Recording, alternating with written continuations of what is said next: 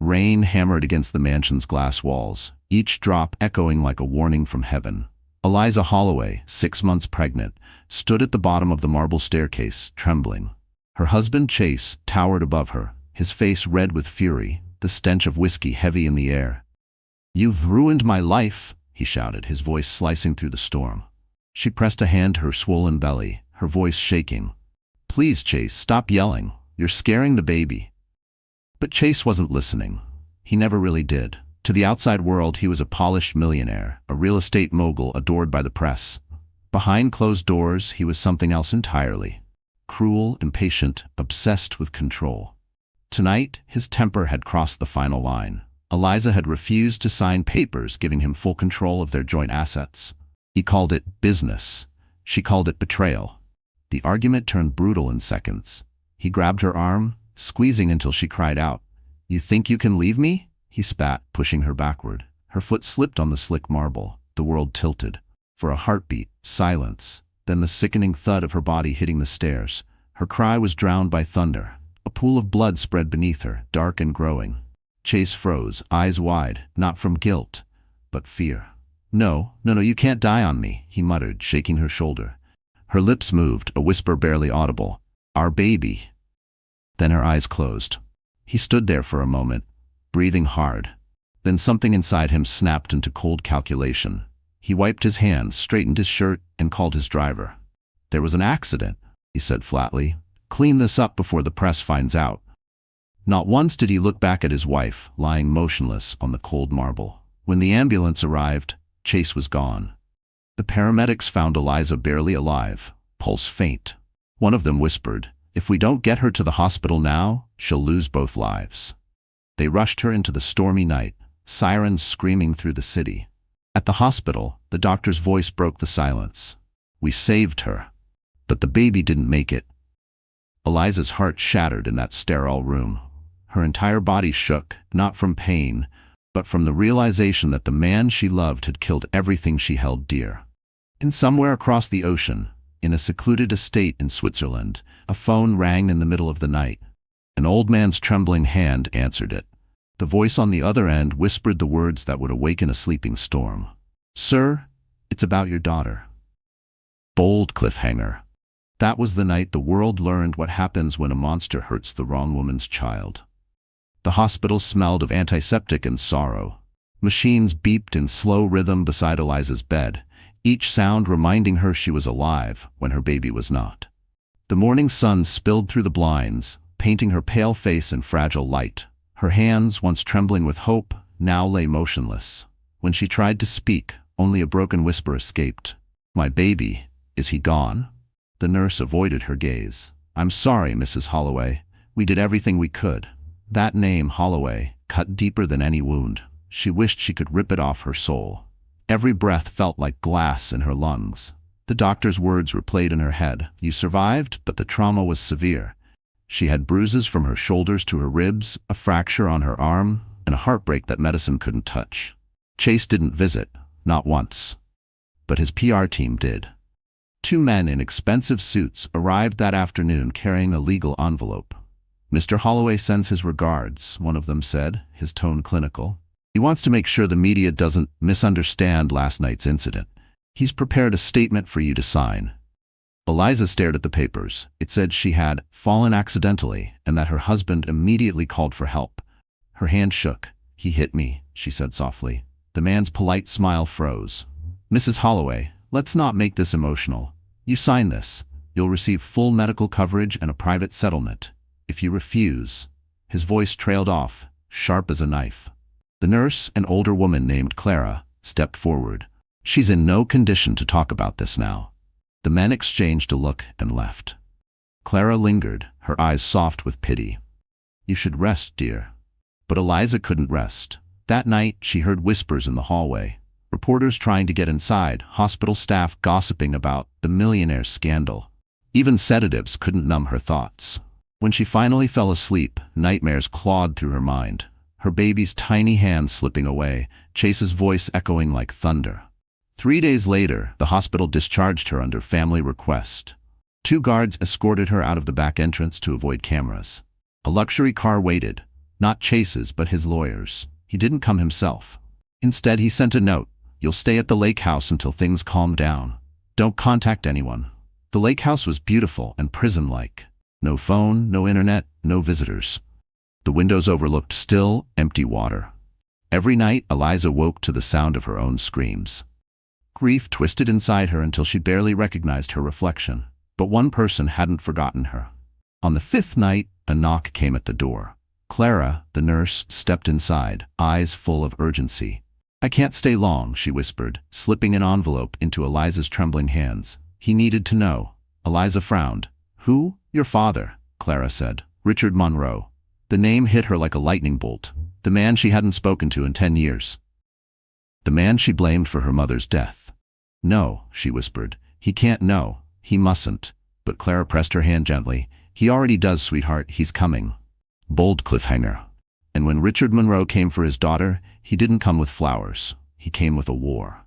Snow fell silently over Geneva as a black limousine wound its way up a mountain road toward a secluded estate.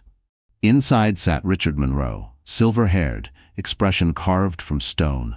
The message from Nurse Clara still burned in his mind. Your daughter is alive, but she's lost the baby. The words had gutted him more deeply than any business failure ever could. He hadn't seen Eliza in over 10 years. 10 years of distance, guilt, and silence. In the world's eyes, Richard Monroe was a ghost. The reclusive billionaire who once built empires across Europe and America, then vanished after his wife's death. But behind that quiet disappearance was a man crushed by regret. He had chased power while his family fell apart.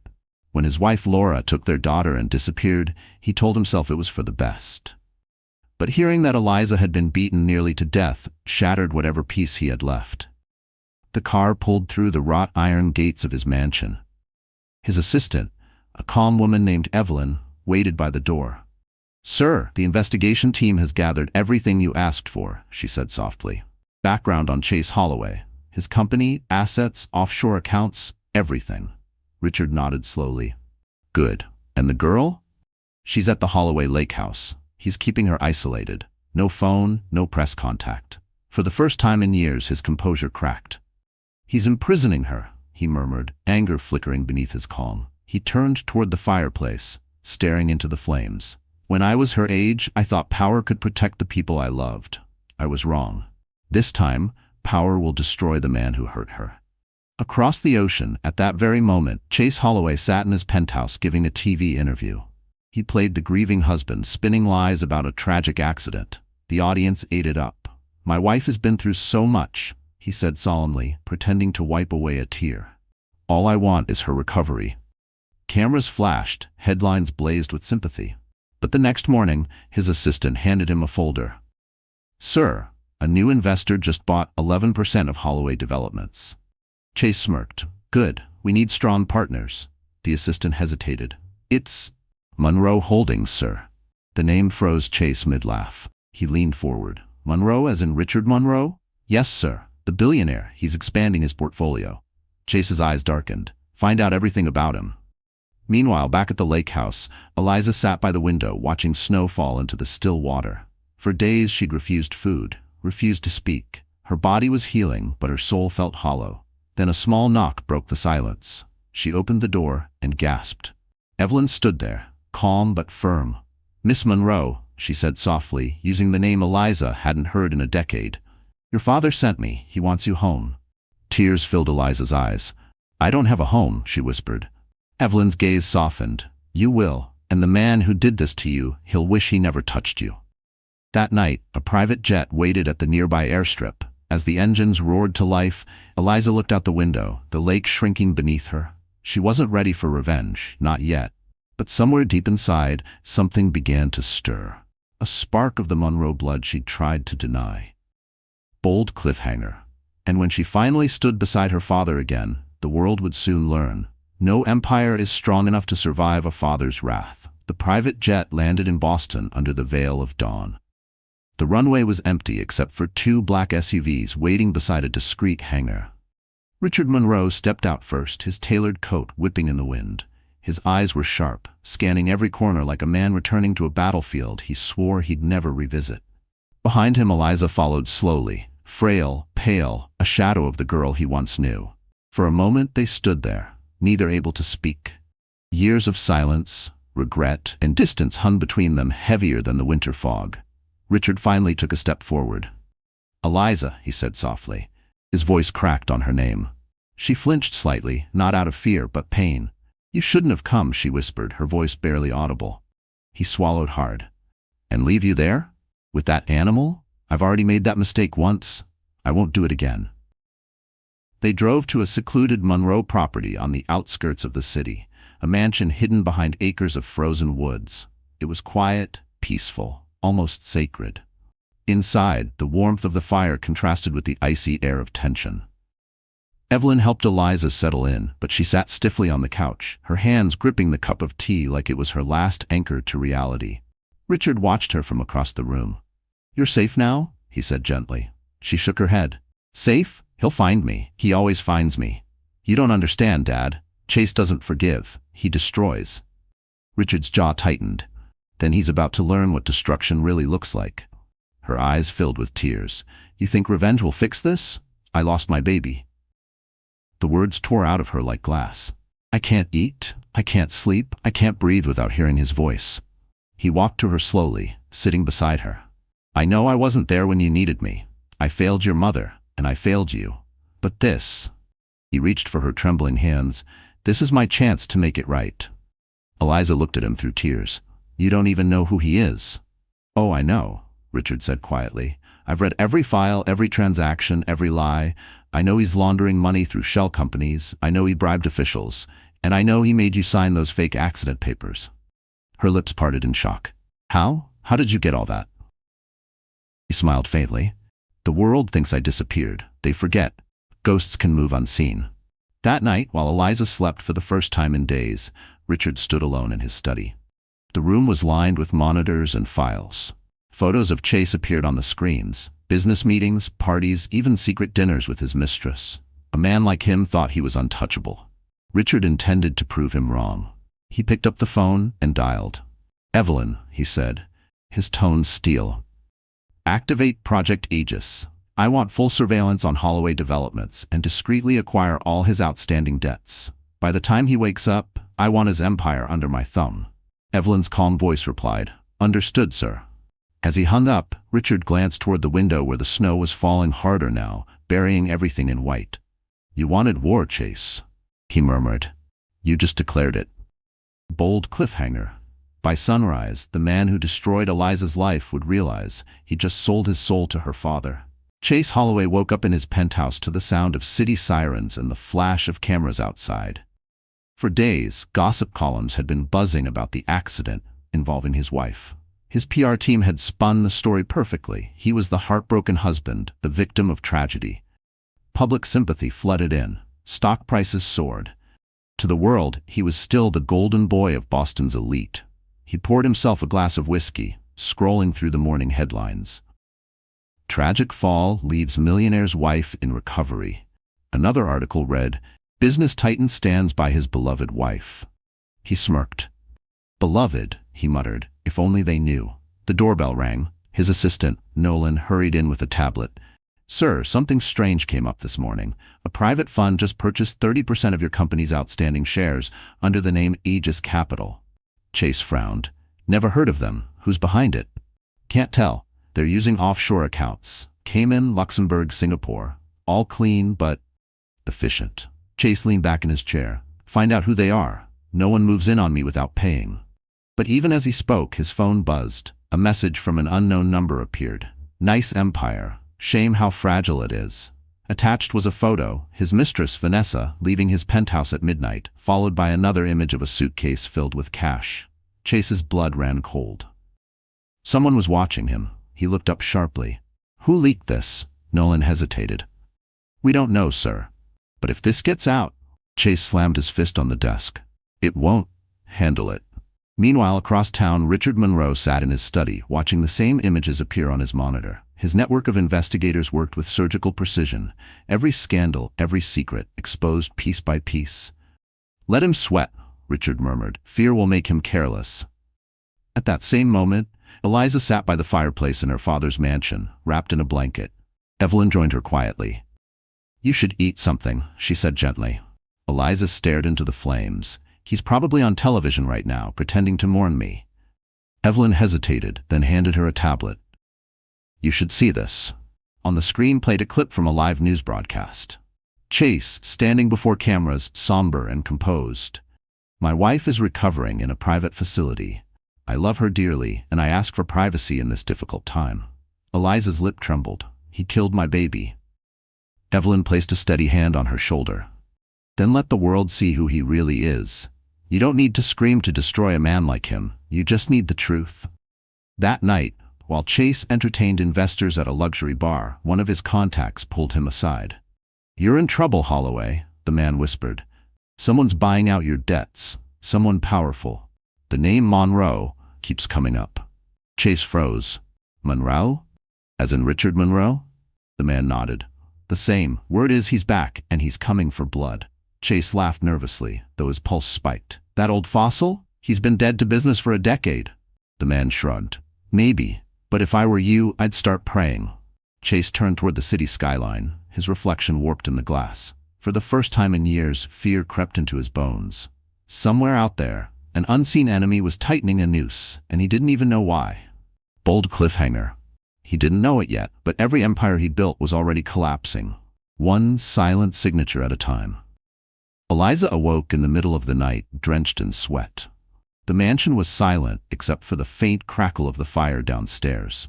Every time she closed her eyes, she saw the same nightmare. Her baby's tiny hand slipping away, Chase's furious face above her, and the sound of her own scream echoing down the marble stairs. She pressed a shaking hand to her stomach, whispering through tears, "I'm sorry. I couldn't save you." For days she refused to speak, refused to eat. Her body was healing, but her mind was trapped inside that night. The staff moved quietly around her, afraid to disturb her silence. Richard watched from a distance, helpless.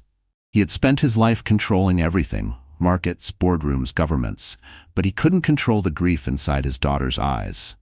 One morning, he sat beside her on the balcony, the winter air biting cold. "You know," he said softly, "when your mother died, I stopped living too. I buried myself in work and called it survival. But it was cowardice." Eliza didn't look at him. "You weren't there for us." He nodded slowly. "You're right. I wasn't. I thought success could make up for absence. It doesn't." He paused, voice thick with regret. "But I can be here now, if you let me." Tears burned her eyes. "You can't bring him back, Dad. My baby's gone." "No," he said gently, "but you're still here, and he deserves to have a mother who lives, not one who dies in silence." That night, Evelyn entered the study holding a folder. "Sir, we traced the offshore accounts. Chase has been laundering investor funds through dummy companies. If we expose this, his empire collapses." Richard looked at Eliza, who had been standing quietly in the doorway. "What do you want me to do?" he asked her. She hesitated. "You want me to say destroy him?" "I want you to choose," he said simply. Eliza's eyes glistened. "I don't want revenge," she whispered. "I just want him to face the truth, to feel what he made me feel." Richard's expression softened. "Then we'll give him that, and more." The next day, news outlets began receiving anonymous tips, financial documents, wire transfers, and photos of Chase with his mistress, Vanessa, in private villas and hotel rooms. The headlines shifted overnight from sympathy to suspicion. Billionaire's charity funds under audit. Sources question Holloway marriage scandal. In his office, Chase exploded. "Who's feeding them this garbage?" he shouted, slamming his phone. His assistant stammered, "Sir, I think it's coming from someone inside our investor group." "Find them," Chase growled, "and make them disappear." Meanwhile, in the Monroe mansion, Eliza walked through the grand hallway dressed in soft gray. Her steps were slow but steady. She stopped in front of a nursery that had been empty for years, her mother's old room for her. Inside were dusty toys, faded wallpaper, and an unfinished music box. She wound it gently. A soft lullaby filled the air. Richard appeared behind her. "That was yours," he said quietly. "You used to fall asleep to it." Eliza looked at him with tears in her eyes but managed a small smile. "Then I'll keep it. For him." For the first time, she didn't cry when she said her baby's name. Something in her had shifted, not healed, but hardened. She wasn't the same fragile woman who had fallen down those stairs. She was something new, Bold cliffhanger. And as the storm gathered outside, Eliza whispered to herself, "If he made me break, I'll show him what breaking really means." Morning light filtered through the Monroe estate, touching the edges of power and pain that filled the house. Eliza sat in the library, surrounded by piles of documents. Evelyn had brought them, financial reports, emails, letters, each one another brick in the wall closing around Chase Holloway. "These," Evelyn said, sliding a flash drive across the table, "were taken from his private server. He's been funneling investor money into illegal property deals overseas. If this goes public, he's finished." Eliza turned the flash drive in her hand, her reflection glinting on its metallic surface. "How did you get these?" Evelyn gave a small, mysterious smile. "Let's just say, there are people who still owe your father favors." Richard entered the room, his presence commanding but calm. "We move carefully. Chase still has influence. The wrong leak could turn the press against us." Eliza looked up at him. "He doesn't deserve careful, Dad." Her voice carried a quiet fire. "He deserves to lose everything he ever used to hurt people." Richard studied her, then nodded. "You're starting to sound like me." She met his gaze. "No, I'm starting to sound like someone who's done being afraid."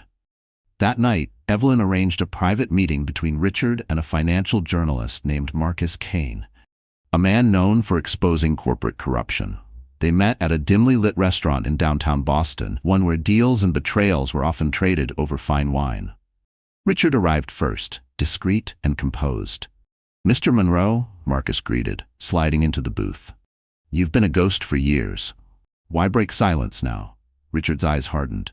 "Because a man who calls himself a leader beat my daughter until she lost her child. And I intend to make him answer for it." Marcus raised an eyebrow.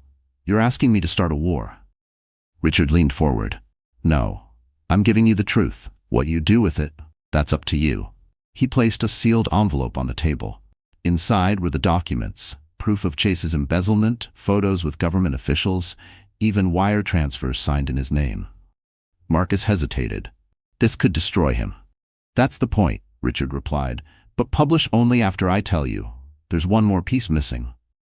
The next morning, Eliza walked into the study holding her phone. "You said you had everything," she said to Evelyn.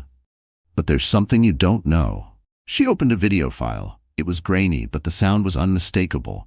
Chase's voice, shouting, the thud of impact, and her own scream. The timestamp showed the night she lost her baby. Evelyn gasped softly. "Where did you?" "It was on our home security system," Eliza whispered. "He thought he deleted it, but the backup uploaded to the cloud automatically." Richard froze. For a long moment, no one spoke. Then he said, "Eliza, this is the evidence we needed. This will end him completely."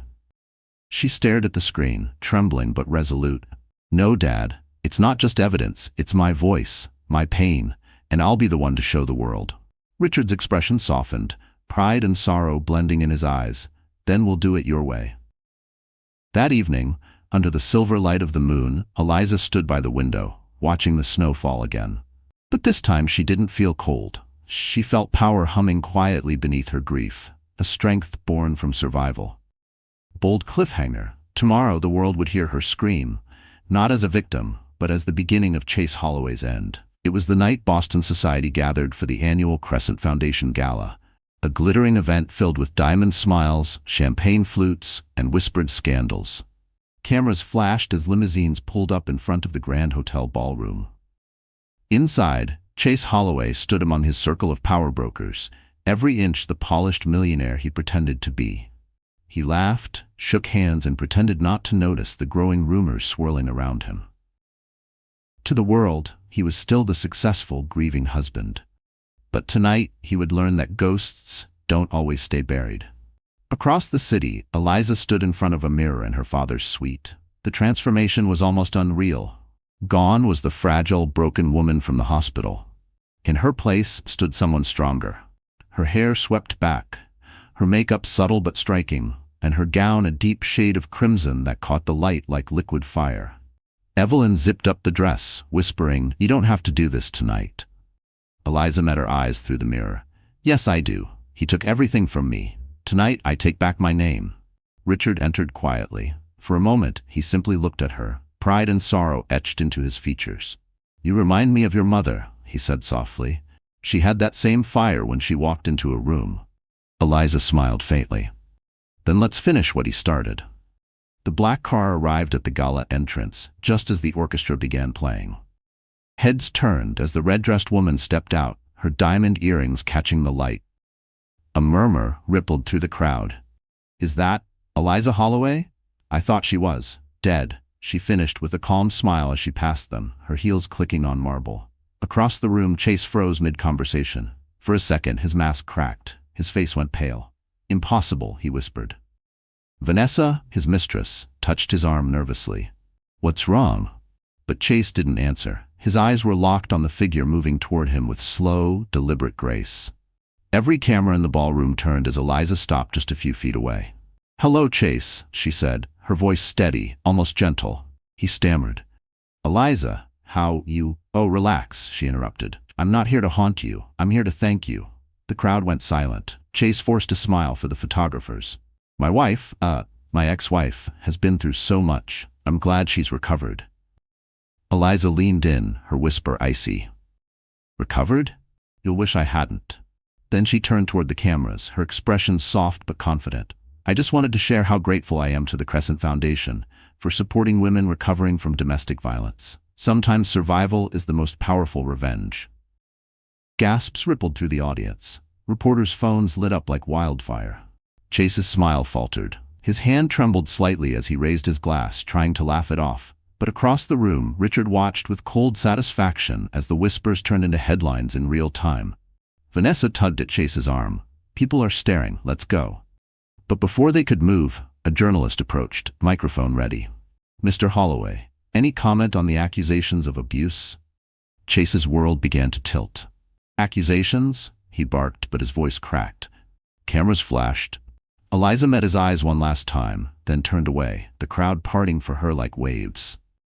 Outside, snow fell softly as she stepped into her father's waiting car. Her pulse was steady, her heart lighter than it had been in months. Bold cliffhanger. Inside the gala, Chase's phone buzzed. A video message had gone viral. His own voice. Her scream. The truth. And it had only just begun. The next morning, Boston woke up to chaos. The video had exploded across every platform, millions of views overnight. It was grainy, but unmistakable. Chase Holloway's voice echoed through speakers around the world. You think you can leave me? Then the sound of a slap, a thud, and Eliza's terrified scream. News anchors called it the most shocking domestic scandal of the decade. Social media was a storm of outrage. Sponsors pulled their contracts, investors panicked. And in the Holloway penthouse, the man who once ruled Boston's skyline watched his empire crumble in real time. Chase hurled his phone across the room. It shattered against the wall. Who leaked it? He bellowed. Vanessa stood trembling near the window, pale as snow. Chase, I don't know. Maybe the security company. Don't lie to me, he roared, grabbing her wrist. She cried out, pulling away. You're hurting me. That stopped him cold. For a split second, he saw himself reflected in her fear and realized he had become everything he once swore he wasn't. But the moment passed. He let go, his voice dropping to a deadly calm. Get out. Chase, please. I said get out, he shouted, and Vanessa fled, sobbing, down the hall. Across town, at the Monroe estate, Eliza sat with her father, watching the news. The anchor's voice was steady but sharp. Sources confirm the video was authenticated by digital forensics. Authorities are reopening the investigation into the Holloway domestic abuse case. Eliza's hands shook as she turned to Richard. It's out. Everyone knows. Richard nodded slowly. Now the law will do what I couldn't. Evelyn entered the room with a calm smile. The board of Holloway Developments has called an emergency meeting. Most of his partners are abandoning him. Some are even filing lawsuits. Eliza leaned back in her chair, exhaling for what felt like the first time in years. It's over, she whispered. But Richard's eyes remained sharp. No, sweetheart. It's only over when you walk into that courtroom and take back your voice. Meanwhile, Chase's lawyer tried to spin the story. At a press conference, he claimed the video was fabricated, a digital deepfake, but reporters weren't buying it. The internet was ruthless. Every frame of the video had been analyzed by experts. Every audio pattern matched Chase's voice exactly. By nightfall, the police had arrived at his penthouse with a warrant for questioning. Paparazzi swarmed as he was escorted into a waiting car. Cameras flashed like lightning. For the first time in his life, Chase looked small, just another man brought down by his own arrogance. Inside the interrogation room, his lawyer whispered, "Don't speak without me." But Chase wasn't listening. His mind kept replaying Eliza's face at the gala, calm and unafraid. He slammed his fists on the table. "She did this to me," he shouted. The detective across from him replied coolly, "No, Mr. Holloway, you did this to yourself." That same night, Eliza walked out into the snowy garden of her father's mansion. The wind was sharp, but she didn't feel it. She looked up at the stars, whispering softly, "It's done, little one. He can't hurt us anymore." Richard stepped outside beside her. "You did what few people have the strength to do, Eliza. You faced your monster in the light." She turned to him, tears glimmering but no longer weak. "Then maybe it's time to start living again." Bold cliffhanger. But just as peace seemed near, Evelyn rushed out with breaking news. Chase Holloway had vanished from police custody. The news hit like an earthquake. Chase Holloway escapes police custody. By sunrise, the story had flooded every channel. Reporters shouted over each other outside police headquarters, trying to explain how one of the most notorious men in the country had simply disappeared. Inside the Monroe estate, tension hung heavy in the air. Eliza gripped her phone so tightly her knuckles turned white. "How could he just vanish?" she whispered. Evelyn stood by the window, scanning every update on her tablet. The transfer car was hijacked. No one saw who did it. The officers were found unconscious by the side of the road. Richard paced near the fireplace, his calm demeanor cracking for the first time. "This isn't an escape," he said darkly. "It's a cover-up. Someone helped him." Eliza's heartbeat thundered in her ears. "What if he comes here, Dad? What if he won't," Richard interrupted, his voice firm. "Not without consequence. I've already doubled security. No one gets near you without going through me." But even as he spoke, his gut twisted. He knew men like Chase. Cornered animals didn't surrender. They bit back. Meanwhile, miles away, a black SUV sped down an abandoned road outside the city. Inside, Chase sat in the back seat, blood crusted at the corner of his lip. A man in a dark coat drove silently. "You'll be safe in the cabin," the driver muttered. "No one knows it exists." Chase stared out the window, his mind a storm. Everything he'd built was gone, his company seized, his accounts frozen, his name dragged through the mud. But beneath the ruin, anger burned like gasoline. "They think they can destroy me?" he hissed. "I'll make them pay. I'll make her pay." That night, Eliza couldn't sleep. The mansion felt colder, quieter, as if something unseen was drawing near. She sat at her desk, flipping through old photos, the wedding, the trips, the fake smiles. For a moment, she almost pitied the man she once loved. Almost. A faint creak sounded from the hall. She froze. "Dad," she called out softly. No answer. Her pulse quickened. She reached for her phone, but then the door opened. It was Richard, still in his robe. "I couldn't sleep either," he said with a weary smile. "I thought I'd check on you." She exhaled shakily. "You scared me." He walked closer, resting a hand on her shoulder. "That's exactly what he used to do, didn't he? Keep you scared." Tears welled in her eyes. "Not anymore." Downstairs, Evelyn took a late call from the private investigator. Her face paled as she listened. "Are you sure?" she whispered. "When?" She hung up and ran to Richard's study. "Sir, the cabin where Chase was hiding. It burned down an hour ago, completely destroyed." Richard frowned. "Was he?" "They found 2 bodies inside," she said, "but they were too badly burned to identify."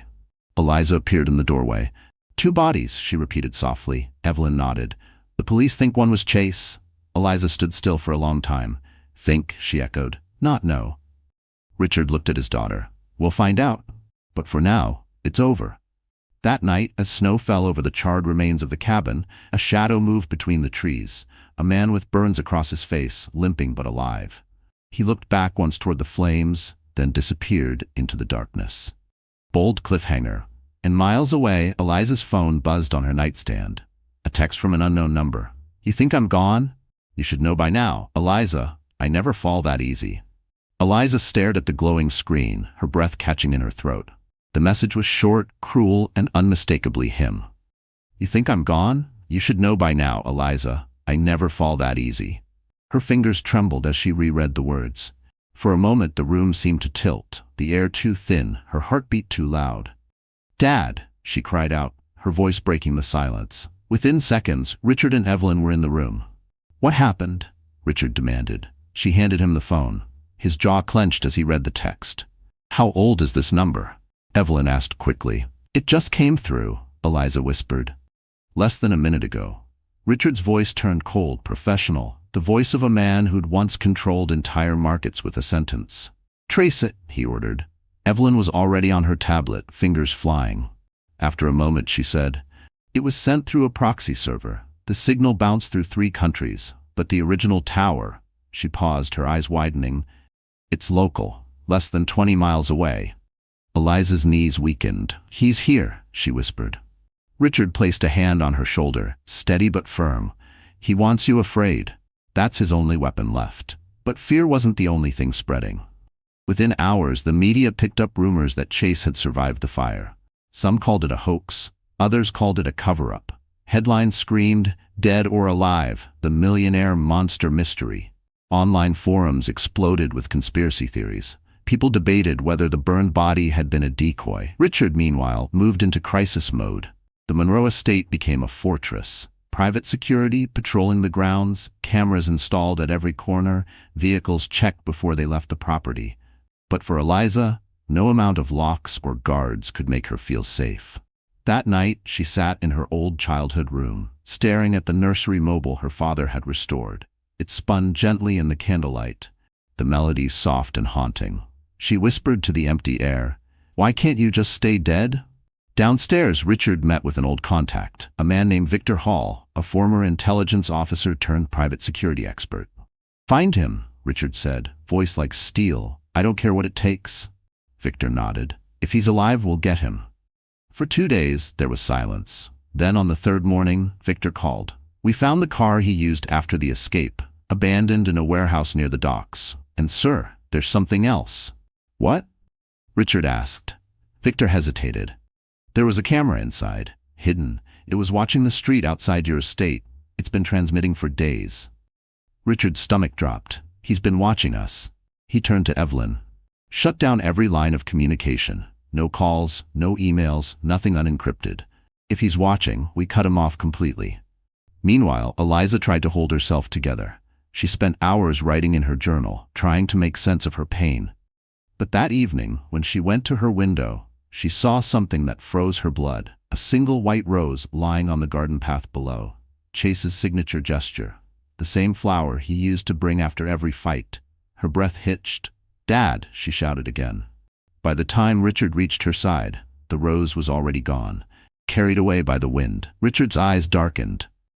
"He's playing with us, but he's forgetting one thing." Eliza turned to him, tears trembling in her eyes. "What's that?" "That I don't play fair." Bold cliffhanger. And as lightning cracked across the sky, Richard picked up the phone, calling someone from a past life, a man known only by one name, the cleaner. The next morning broke gray and tense over the Monroe estate. A storm was brewing over Boston Bay, clouds swirling like ash across the horizon. Inside the mansion, the atmosphere was no less charged. Richard stood by the window, phone pressed to his ear. "I need you here today," he said quietly. "It's personal." The voice on the other end chuckled darkly. "You only call me when it's personal." "Then you know it's serious," Richard replied and hung up. Hours later, a black motorcycle stopped at the front gate. The man who stepped off it was tall, lean, and carried the stillness of someone who had seen too much. His name was Kellen Pierce, though few used it. In certain circles, he was known only as the cleaner. A man who could erase problems without leaving a trace. Evelyn opened the door for him. "Mr. Monroe is expecting you," she said. Kellen nodded, removing his gloves as he entered. When he stepped into the study, Richard was waiting by the fire. "It's been a long time," Kellen said with a faint smirk. "Too long," Richard replied. "You still charge double?" "For you, triple," Kellen said, half joking. Richard poured him a glass of whiskey. "I need eyes on Chase Holloway. He's alive, dangerous, and he's coming for my daughter." Kellen's expression turned serious. "You're sure he's alive?" Richard handed him a photo, the text Eliza had received, the timestamp, the trace report. "He's not just alive, he's nearby." Kellen studied the photo for a moment, then nodded. "All right, give me 48 hours. As he left, Eliza was coming down the stairs. Their eyes met briefly. Who is he? She asked. Richard hesitated. Someone who specializes in cleaning up messes no one else can handle. Eliza frowned. What kind of mess, Dad? He looked at her gravely. The kind that bleeds. That night, rain poured over the city. Kellen moved like a shadow through the docks, checking the warehouse where Chase's abandoned car had been found. Inside, everything smelled of smoke and salt. He crouched near the floor, running his fingers over a patch of soot. Then he saw it, a footprint, fresh, leading toward a broken side door. Outside, a boat engine hummed softly in the darkness. Kellen raised his binoculars. A figure stood on the deck of a small yacht, face partially hidden under a hood. Even from a distance, Kellen recognized him. Chase Holloway. He lifted his phone and dialed Richard. You were right. He's alive. Dock 12, Pier South. Don't engage, Richard ordered. Just confirm and report back. But before Kellen could reply, headlights flared behind him. A black SUV screeched to a stop and two armed men jumped out. Bullets tore through the night. Kellen dove behind a stack of crates, returning fire. The yacht engine roared to life, speeding into the fog. Kellen? Richard's voice crackled through the phone. Report. Kellen ducked behind cover, breathing hard. He's got protection. Military precision. Whoever's backing him, they're not amateurs. Back at the mansion, Eliza heard the exchange over the speakerphone. Her stomach turned cold. He's not just hiding, she said softly. He's planning something. Richard's face darkened. Then we'll be ready. Kellen's voice came through again. You'd better move fast. If Holloway's not running, it means he's hunting. As the line went dead, thunder rolled across the city. Eliza stood frozen, staring into the storm outside the window. Bold cliffhanger. And somewhere beyond the waves, on a boat cutting through the fog, Chase Holloway whispered into a satellite phone. She took my empire. Now I'll take her father. The storm had passed, but tension clung to the air like humidity before lightning. Richard Monroe hadn't slept in 2 days. Every security camera, every motion sensor in the estate flickered across the monitors in his study. He could feel it. Chase Holloway was close. Too close. Evelyn entered quietly with coffee. Kellen's last report came in. He tracked one of Holloway's men buying weapons on the black market. They're building something. Richard's eyes narrowed. Building what? A plan, Evelyn said simply. Upstairs, Eliza tried to keep herself busy. She painted in the sunroom, a habit her mother had taught her when she was a child. But no matter how bright the colors, her brush always ended up painting shadows. When she looked down at her hands, she realized they were trembling. The piece she tried to rebuild was unraveling. Her phone buzzed. Unknown number again. Her heart skipped a beat. She opened it slowly, expecting another threat. But it wasn't a message, it was a video. She pressed play. The image was blurry at first, then sharpened. A camera pointed at her father's car outside the estate gate. A man's voice, Chase's voice, spoke from behind the lens. Tick-tock, Eliza. Every empire falls eventually. You can't hide behind your daddy forever. The video ended with a single frame, a white rose taped to the car's windshield. Her body went cold. Dad, she screamed, running down the hall. Richard appeared instantly, Kellen right behind him. She handed him the phone, her voice shaking. He's watching us again. Kellen examined the footage. It's new, less than an hour old. Richard's jaw tightened. He's escalating. He wants us scared before he moves. But Kellen wasn't convinced. No, this isn't intimidation, it's strategy. He's testing your security. Evelyn, who had been silent until now, spoke up. We can't keep waiting for him to strike. We hit first. Richard looked at her. What are you suggesting? Bait, she said simply. Use what he wants most, Eliza. Make him come to us. Eliza's eyes widened. You want to use me as bait? It's dangerous, Richard warned. I don't care, Eliza said, her voice steady. I'm done hiding. I survived him once, I'll survive him again. Richard saw the fire in her eyes and reluctantly nodded. If we do this, we do it my way. Controlled. Safe. That night, the plan was set. A decoy event. A charity fundraiser in the city under Eliza's name. Invitations went out publicly, a clear lure for anyone watching. Security teams filled the building discreetly. Kellen positioned himself on the rooftop across the street, earpiece in place. As guests arrived, cameras flashed. Eliza stood poised in a navy gown, smiling for the crowd, though her heart pounded beneath the fabric. Richard watched from the control room, eyes fixed on every monitor. Then, in the middle of the event, one camera feed flickered, just for a second. Then another. then 3. "Kellen?" Richard barked through the radio. "I see it," Kellen replied. "He's here." On the mezzanine above, a man in a waiter's uniform slipped through the shadows, moving toward Eliza. He stopped 5 feet away, a tray trembling slightly in his hand. Their eyes met, and for the briefest moment she thought she recognized him. Then he smiled. A cruel, familiar smile. "Eliza," he whispered, setting down the tray. "Did you miss me?" The guards moved instantly, but Chase was faster. He shoved the tray into one of them, drawing a knife from his sleeve.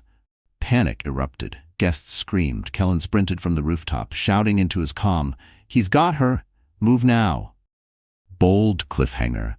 And as chaos engulfed the ballroom, Chase's voice cut through the screams. "You took my child, Eliza. Now I'll take everything you love." The ballroom had erupted into chaos. Screams echoed off marble walls as guests scrambled for cover. Wine glasses shattered, chandeliers swung violently above, and Chase Holloway stood in the center of it all, knife gleaming in his hand, eyes wild with rage. Eliza backed away slowly, her breath ragged, heart hammering in her chest. The sound of her own pulse drowned out everything. "You shouldn't be alive," she whispered. Chase grinned, blood already dripping from a shallow cut on his cheek. "Neither should you." Guards rushed him, but he moved like a predator. One slash, one strike, every motion precise. He grabbed Eliza's arm and pulled her close, the blade grazing her skin. "You took my empire," he hissed. "Now I'll make you watch me burn yours." From the upper balcony, Kellen drew his pistol. "Let her go, Holloway," Chase sneered. "You shoot me, and the whole world sees her blood on your hands." Eliza struggled, kicking free for a moment, knocking the knife from his grip. It clattered across the floor. Kellen fired. One clean shot that shattered the champagne tower behind Chase.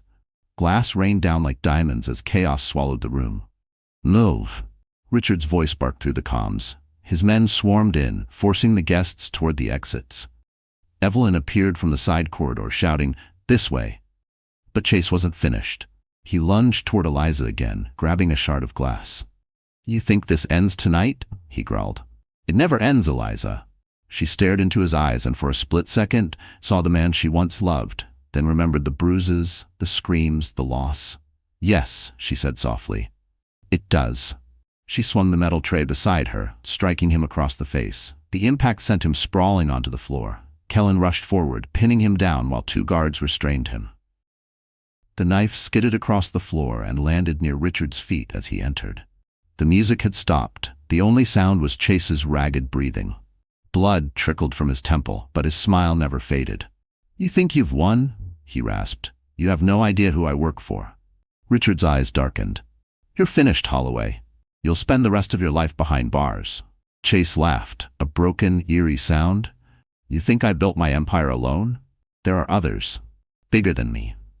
And they're already coming." Kellen pressed the muzzle of his gun against Chase's head. "Name them." But Chase only smirked. Too late. Before anyone could react, he slammed his head backward against the floor, hard enough to draw blood, and bit down, a tiny capsule hidden in his molar. Within seconds, foam bubbled at his lips. His body convulsed violently. "Poison," Evelyn shouted. "He's taking something." Eliza fell to her knees beside him. "No, no," Richard pulled her back. "Don't touch him." Chase's eyes rolled back, his last breath leaving as a gurgle. For a long moment, no one moved. The world seemed frozen. Then, slowly, the life drained from his face. Eliza stared down at the man who had destroyed her life, who had taken her child, and for the first time she felt nothing. No hatred, no satisfaction, just silence. The police arrived minutes later, the ballroom still covered in glass and blood. Reporters swarmed outside. Kellen looked at Richard grimly. "It's over." Richard shook his head. "No, it's not. You heard him. There are others." Eliza rose slowly, her voice calm but certain. "Then we find them. All of them." Bold cliffhanger. And as Chase's lifeless body was carried away, a phone buzzed in his pocket, an encrypted message flashing one line: Phase 2, Target Monroe. The ballroom was still soaked in chaos, hours after Chase Holloway's death. Police sirens wailed outside as reporters screamed for statements, flashes of cameras cutting through the night like lightning. Inside, Eliza sat wrapped in a blanket, staring at the floor. She should have felt relief, but instead she felt a deep, unshakable dread. Evelyn handed Richard a phone, sealed in a clear evidence bag. It was in Holloway's pocket, she said quietly. There's a message that came in after he died. Richard frowned. The screen flickered with encrypted text. Only one sentence glowed red across the display. Phase 2, Target Monroe. Kellen leaned closer. That means there's a second operation. Someone else is pulling the strings. Richard's expression hardened. Then we smoke them out before they make a move. Outside, police lights painted the snow red and blue. The detective in charge, a sharp-eyed woman named Detective Rivera, approached Richard. Mr. Monroe, we need your official statement. Holloway's death looks self-inflicted, but that message. It means we're dealing with something bigger, Richard cut in. Handle your investigation. We'll handle ours. Rivera frowned. This isn't a private war, Mr. Monroe. Richard's voice was low, dangerous. It became one the moment he laid a hand on my daughter. She studied him for a moment before sighing. Fine. But be careful. Men like him don't die alone. They take others down with them. Back at the estate, tension returned like a shadow that refused to leave. The team analyzed every piece of Holloway's digital trail. Evelyn sat at the main console, decoding files from his encrypted server. There's something here, she murmured. A list of offshore accounts, shell companies, most of them dead ends. But look at this name. She zoomed in. Eliza read it aloud. Vanguard Solutions? Kellen's head snapped up. That's not a company. It's a private security network. Ex-military, high clearance, dirty contracts. If they're involved, we've got a problem. Richard's jaw tightened. How deep? Kellen exhaled. Deep enough to disappear governments. For a moment, silence filled the room. Then Richard straightened. We bring the fight to them. Evelyn, track any movement connected to Vanguard. Kellen, get me names. Eliza, still sitting by the fire, spoke softly. Dad? Maybe we should stop. Chase is dead. Isn't that enough? Richard turned to her, his expression filled with something between love and fury. Enough? He tried to kill you, Eliza, and now someone else wants to finish what he started. She met his gaze, tears threatening to fall. But if you keep fighting them, you'll become what he was, a man who only knows how to destroy. For a moment, her words broke through the steel in his eyes. I'm doing this to protect you, he said quietly. I don't want revenge anymore, she whispered. I just want peace. Before Richard could answer, alarms blared through the mansion. Red lights flashed across the monitors. Evelyn's fingers flew across the keyboard. Motion sensors triggered. Eastgate perimeter. Kellen grabbed his gun. They've found us. Security feeds showed black SUVs approaching through the forest road. Armed men dressed in tactical gear poured out, moving with military precision. Richard turned to his daughter. Get her to the panic room, now. Kellen pulled Eliza by the arm. Go. She looked back, just as Richard opened a drawer and retrieved an old revolver. His voice was calm, steady. They want a war, he murmured. They just got one. Outside, thunder rumbled again as the first shots rang out, echoing through the cold night. Bold cliffhanger. And as the gunfire drew closer, one masked soldier lifted his visor, revealing a face Eliza knew all too well. Vanessa, she gasped, you? Snow fell in heavy flakes as the Monroe estate erupted in chaos. Gunfire cracked through the night, echoing off the stone walls. Floodlights swept across the property as security forces returned fire from the balconies. Inside, Eliza's pulse thundered in her ears as Kellen pulled her down a hallway toward the hidden panic room beneath the study. Keep your head down, he barked, gripping her hand tightly. Behind them, Evelyn's voice came through the earpiece, tense but focused. We've lost the north cameras. They've breached the perimeter. Eliza turned, just in time to see one of the masked soldiers step into view, tall, agile, eyes burning with something more than anger. And then, as a bullet shattered the window beside them, the soldier ripped off her mask. It was Vanessa. Eliza froze. You. Vanessa smirked, lowering her weapon slightly. Miss me, sweetheart?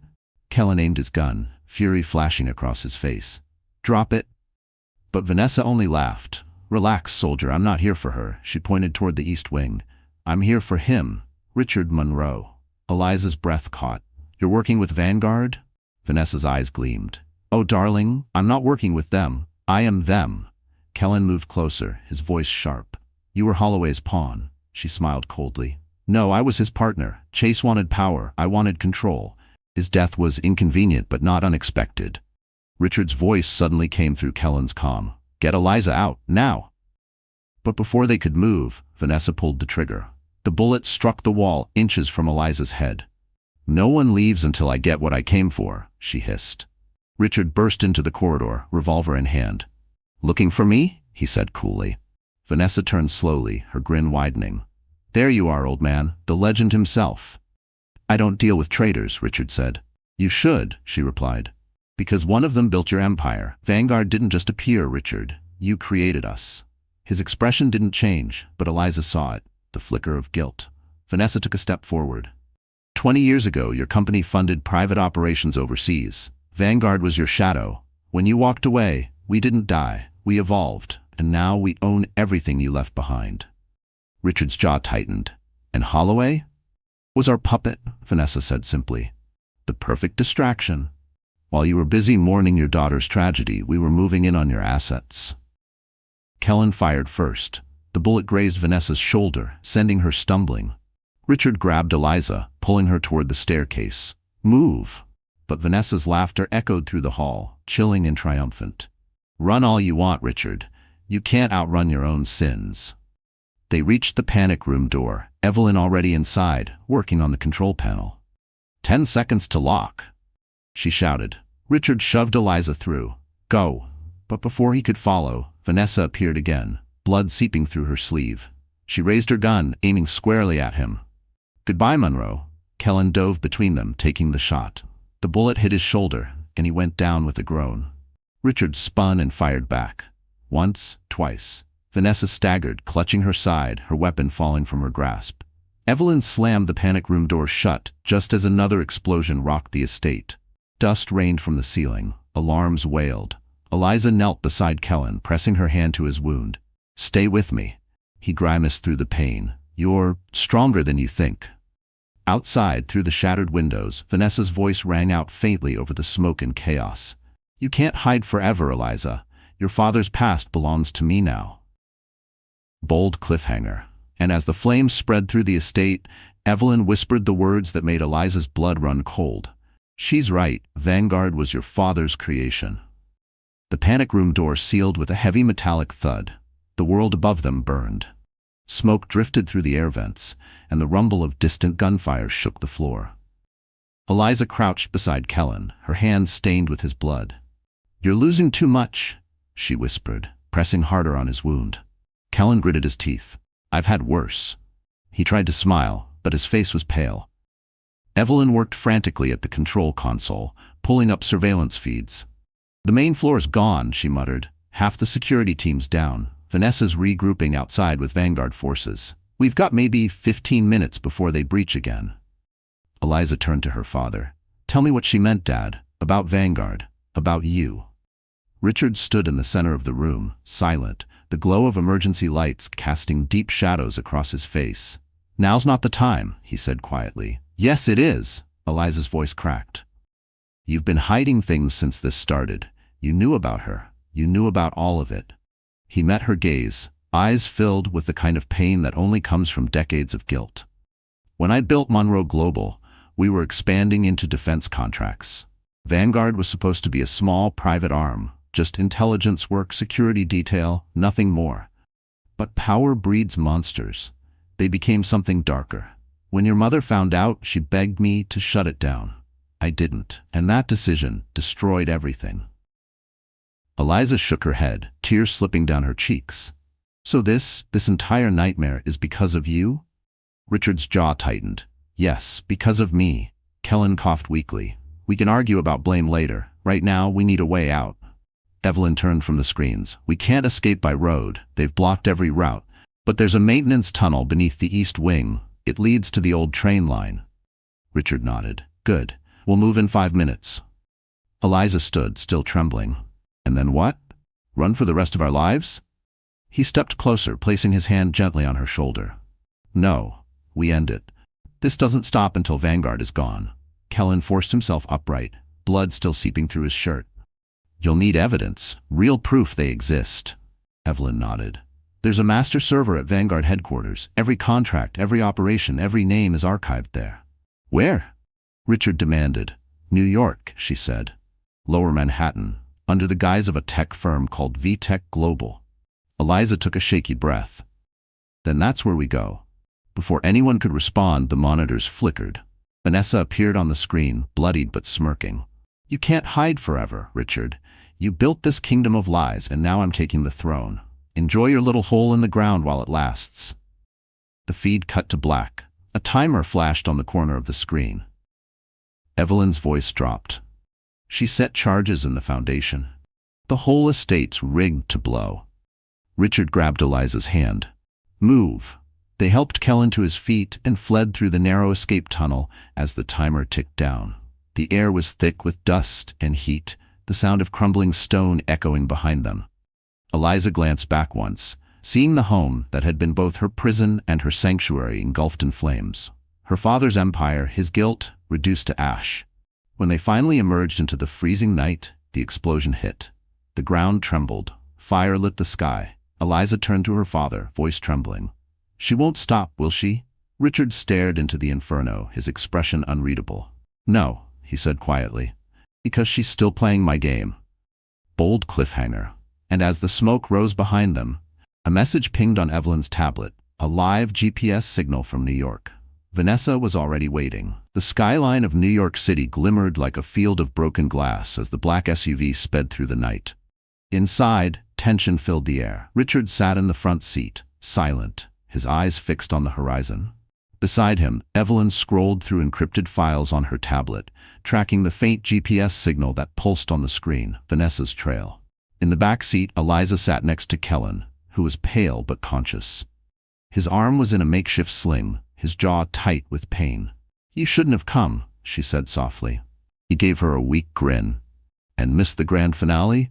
Not a chance." She almost smiled. Almost. But then her gaze fell on the distant skyline, and the weight of what lay ahead sank in. This was it. The end of her father's empire. The end of the nightmare, or both. Evelyn's voice cut through the silence. "We've confirmed the signal. Vanessa's at VTech Global. She's not hiding anymore." Richard's eyes hardened. "Then she wants us to come." Kellen nodded. "A trap. Guaranteed." "Let her think it's working," Richard said. "This time, she underestimates the wrong people." They parked several blocks away from the towering glass structure that served as VTech Global's headquarters. It was nearly midnight, but the lights were still on, humming with artificial life. The company's logo, a sharp V inside a circle, glowed like a beacon above the entrance. From the shadows, Eliza studied the building. "How do we get in?" Evelyn pulled a small device from her coat pocket. "Through the service tunnel. I used to handle Monroe Global's tech partnerships. Some habits die hard." Kellen smirked. "And here I thought I was the criminal." They entered through a maintenance hatch beneath the loading dock. The tunnel was narrow, lined with cables and humming machinery. Every step echoed like a heartbeat. Richard led the way, flashlight cutting through the dark. "Once we reach the main server room, we copy everything. Names, accounts, operations. Once it's out in the open, Vanguard dies." But when they reached the lower corridor, something felt wrong. Too quiet, too clean. Kellen held up his hand. "Wait." He crouched near the wall, spotting a thin wire across the floor. Trip sensor. They knew he'd come. Evelyn's face went pale. "They're watching." Before anyone could move, lights blazed overhead, speakers crackled. Then Vanessa's voice filled the air, smooth and venomous. "Welcome home, Richard. You brought the family. How touching." Richard looked up toward the ceiling cameras. "End this, Vanessa. You've lost." Her laughter echoed through the hallway. "Lost? You're standing in my server room. You're in the heart of Vanguard. Every file, every secret, it all belongs to me now, including you." Doors slammed shut behind them, locking into place with heavy bolts. Eliza's pulse raced. "She's trapping us in." Vanessa appeared on a large monitor at the end of the hall, her face half-lit, eyes cold. "You destroyed my partner, my empire, my future, so I took something of yours. Guess what?" Evelyn's tablet buzzed. A live feed opened, camera footage of a small private jet, engines roaring to life on a nearby runway. The pilot's face turned toward the camera. Richard froze. "That's your driver," Vanessa said sweetly. "And on that plane are your company's last surviving records. Everything you've built, every asset about to vanish." Richard clenched his fists. "You won't get away with this." Vanessa smiled. "Oh, I already have." Suddenly the monitors flickered, and Evelyn gasped. "She's overriding the building's security grid. She's going to blow the data vault." Kellen grabbed Eliza's arm. Move. We have to get to the server room now. They sprinted down the hallway as alarms blared, red lights flashing overhead. The floor trembled. The building was about to detonate. Eliza looked back at the screen, Vanessa's smirking face frozen on the monitor. "You want to play God?" she shouted. "Then burn with your kingdom." Bold cliffhanger. And as the first explosion rocked the floor beneath them, the doors to the server vault burst open, revealing Vanessa herself alive, armed, and waiting. The skyline of New York City glimmered like a field of broken glass as the black SUV sped through the night. Inside, tension filled the air. Richard sat in the front seat, silent, his eyes fixed on the horizon. Beside him, Evelyn scrolled through encrypted files on her tablet, tracking the faint GPS signal that pulsed on the screen, Vanessa's trail. In the back seat, Eliza sat next to Kellen, who was pale but conscious. His arm was in a makeshift sling, his jaw tight with pain. "You shouldn't have come," she said softly. He gave her a weak grin. "And missed the grand finale? Not a chance." She almost smiled, almost. But then her gaze fell on the distant skyline, and the weight of what lay ahead sank in. This was it, the end of her father's empire. The end of the nightmare, or both. Evelyn's voice cut through the silence. "We've confirmed the signal. Vanessa's at VTech Global. She's not hiding anymore." Richard's eyes hardened. "Then she wants us to come." Kellen nodded. "A trap, guaranteed." "Let her think it's working," Richard said. "This time she underestimates the wrong people." They parked several blocks away from the towering glass structure that served as VTech Global's headquarters. It was nearly midnight, but the lights were still on, humming with artificial life. The company's logo, a sharp V inside a circle, glowed like a beacon above the entrance. From the shadows, Eliza studied the building. "How do we get in?" Evelyn pulled a small device from her coat pocket. "Through the service tunnel. I used to handle Monroe Global's tech partnerships. Some habits die hard." Kellen smirked. "And here I thought I was the criminal." They entered through a maintenance hatch beneath the loading dock. The tunnel was narrow, lined with cables and humming machinery. Every step echoed like a heartbeat. Richard led the way, flashlight cutting through the dark. "Once we reach the main server room, we copy everything. Names, accounts, operations. Once it's out in the open, Vanguard dies." But when they reached the lower corridor, something felt wrong. Too quiet, too clean. Kellen held up his hand. "Wait." He crouched near the wall, spotting a thin wire across the floor. "Trip sensor." They knew he'd come. Evelyn's face went pale. "They're watching." Before anyone could move, lights blazed overhead. Speakers crackled. Then Vanessa's voice filled the air, smooth and venomous. "Welcome home, Richard. You brought the family. How touching." Richard looked up toward the ceiling cameras. "End this, Vanessa. You've lost." Her laughter echoed through the hallway. "Lost? You're standing in my server room. You're in the heart of Vanguard. Every file, every secret, it all belongs to me now, including you." Doors slammed shut behind them, locking into place with heavy bolts. Eliza's pulse raced. "She's trapping us in." Vanessa appeared on a large monitor at the end of the hall, her face half-lit, eyes cold.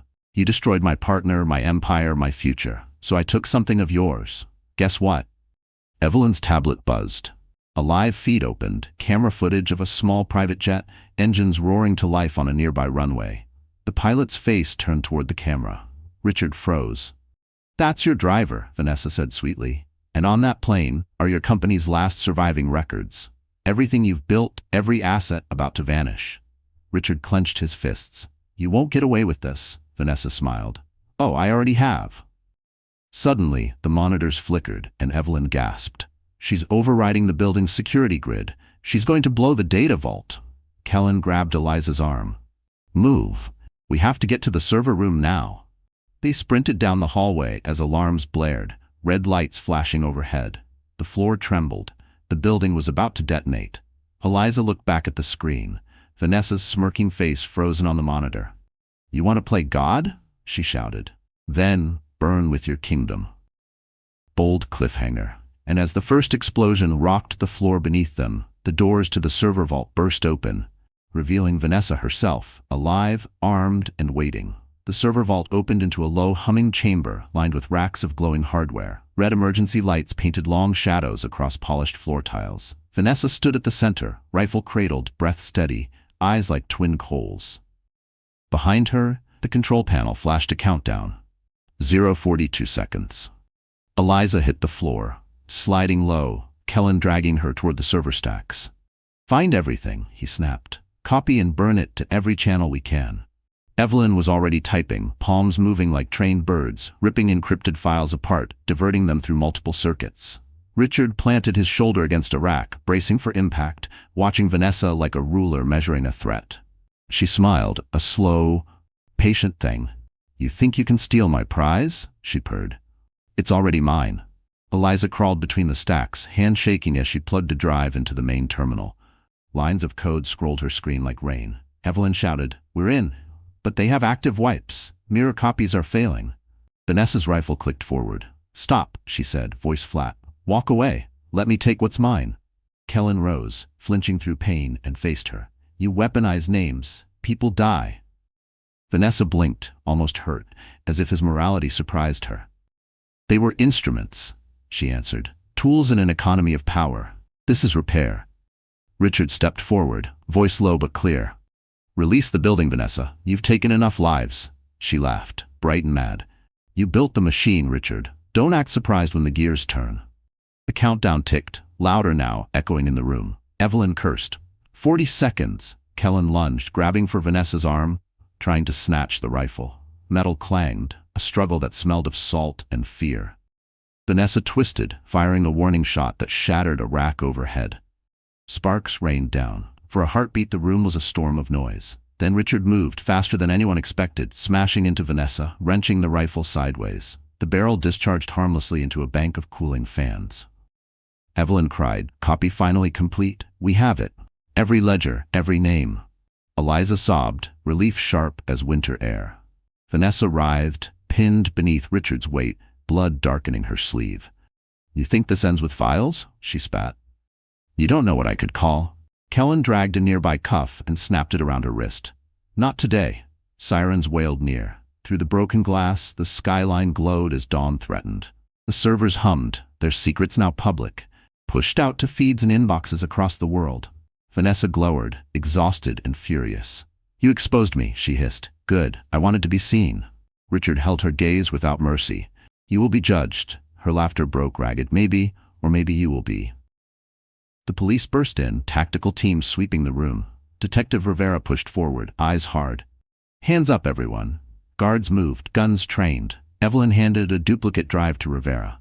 "Everything," she said. "All of it. Names, transactions, the server logs." Rivera took it, stunned. "This will topple them," she breathed. Vanessa spat bile, but her face had lost its defiance. Kellen staggered, pressing his wound, but managed a dry smile. "We did it," he muttered. Eliza sank to her knees, exhaustion flooding in. Richard knelt beside her, wrapping an arm around her shoulder. "You were brave," he said. She looked up, eyes raw, and whispered, "We survived." Radar in the distance signaled the approaching media swarm. The truth, now uncorked, would not be contained.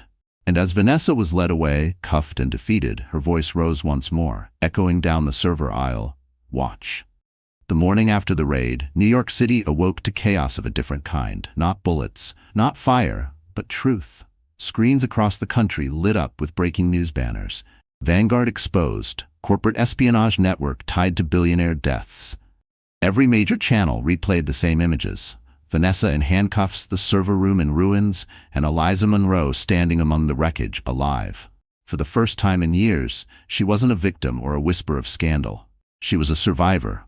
The woman who had brought down an empire. Inside a quiet hospital room, Kellen lay on a bed, his arm bandaged, IV running slow. When Eliza entered, his smile was weak but real. "You look better without the smoke and bullets," he teased.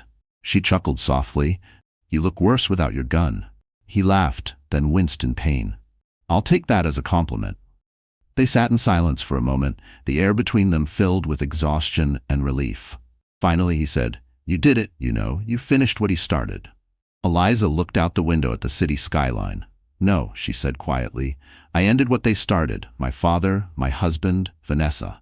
They all built their power on secrets. I'm done living in them." Down the hall, reporters waited outside a press conference room where Richard Monroe was preparing to speak. Evelyn adjusted his tie, whispering, "Are you sure about this?" Richard nodded. "For the first time in my life, yes." He stepped up to the podium as cameras flashed. His voice, usually commanding, was softer now, remorseful. For years, I built a legacy on control. I told myself it was for my family, for my daughter. But power without conscience destroys more than it protects. I let that happen. He paused, meeting the crowd's gaze. My daughter Eliza showed me what courage really looks like. She faced monsters that I helped create, and she survived them. The truth matters more than my name, my company, or my past. So today, I resign. And I give everything I have left to a new foundation, for women who've lived through violence and for those still fighting to be heard. The room fell silent. Then applause rose, slow, hesitant at first, then thunderous. Reporters shouted questions, but Richard simply stepped back and left the stage. Later that evening, he found Eliza standing by the East River. The sunset bled gold across the water, wind tugging at her hair. "You didn't have to do that," she said. "I did." He replied, "It's the only way I could begin to make peace." She looked at him, not as a broken man, but as her father. "Then maybe now," she whispered, "we both get to live again." Behind them, Evelyn approached with a small envelope. "This came from Detective Rivera," she said. "They found something in Vanessa's cell." Eliza opened it. Inside was a single note written in sharp, familiar handwriting. "You may have won, Eliza, but every empire leaves shadows." Her fingers tightened around the paper, but she smiled faintly. "Then let the shadows come. I'm not afraid anymore."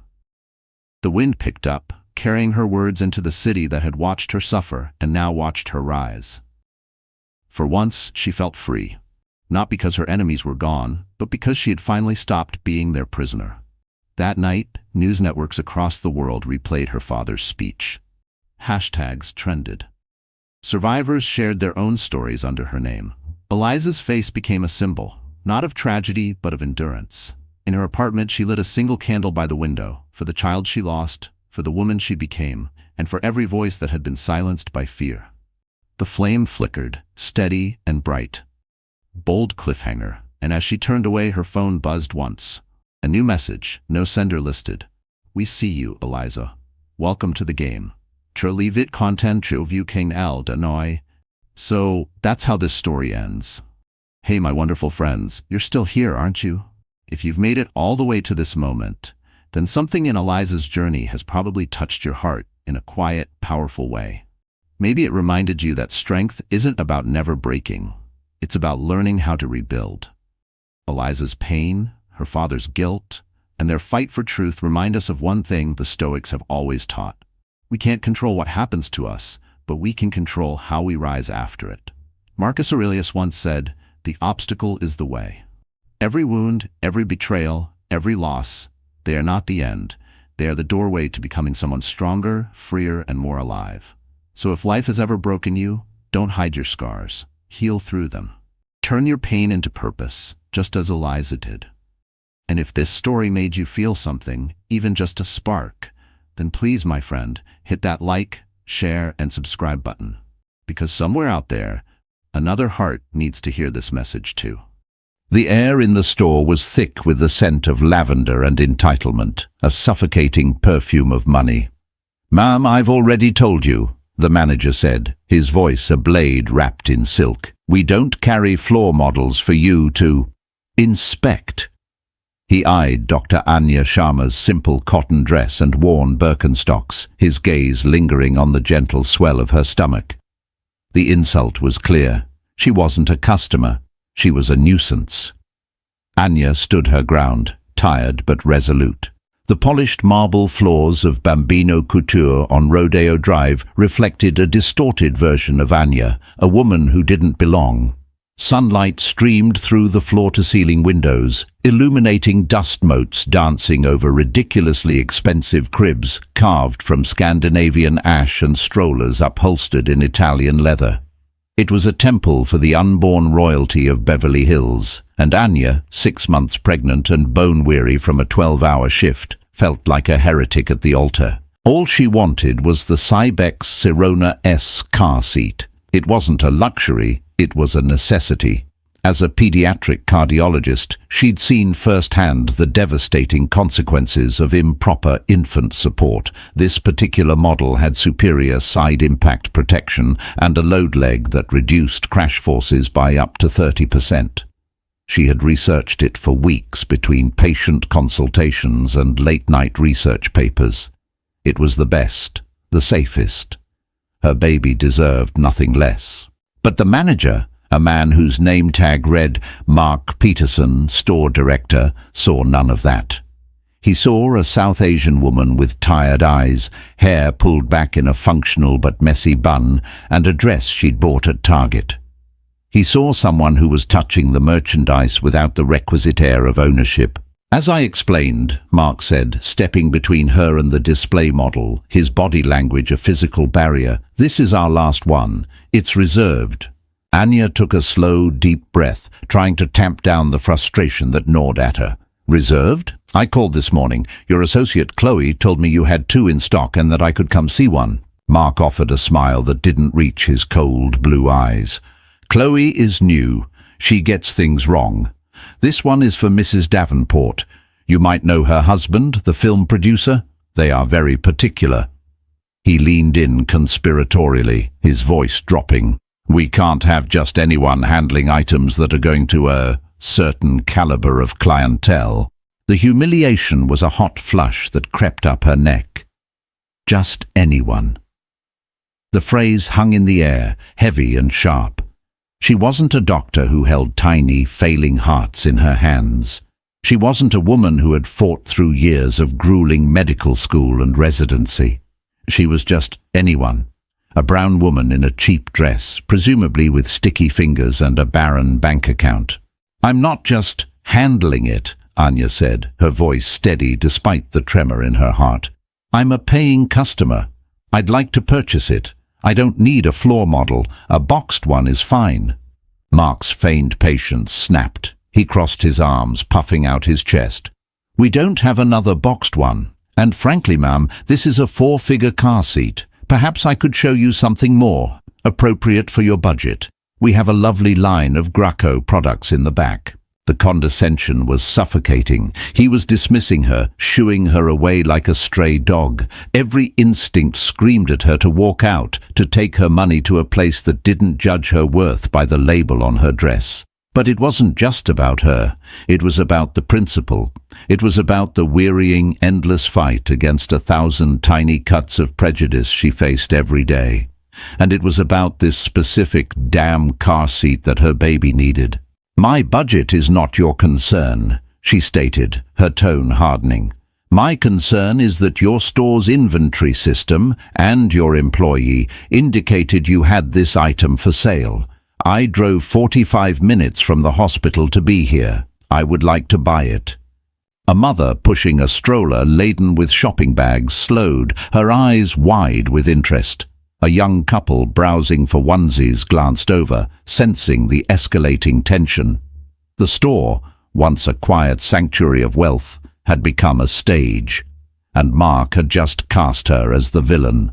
Ma'am, I'm going to have to ask you to lower your voice, he hissed, his face reddening.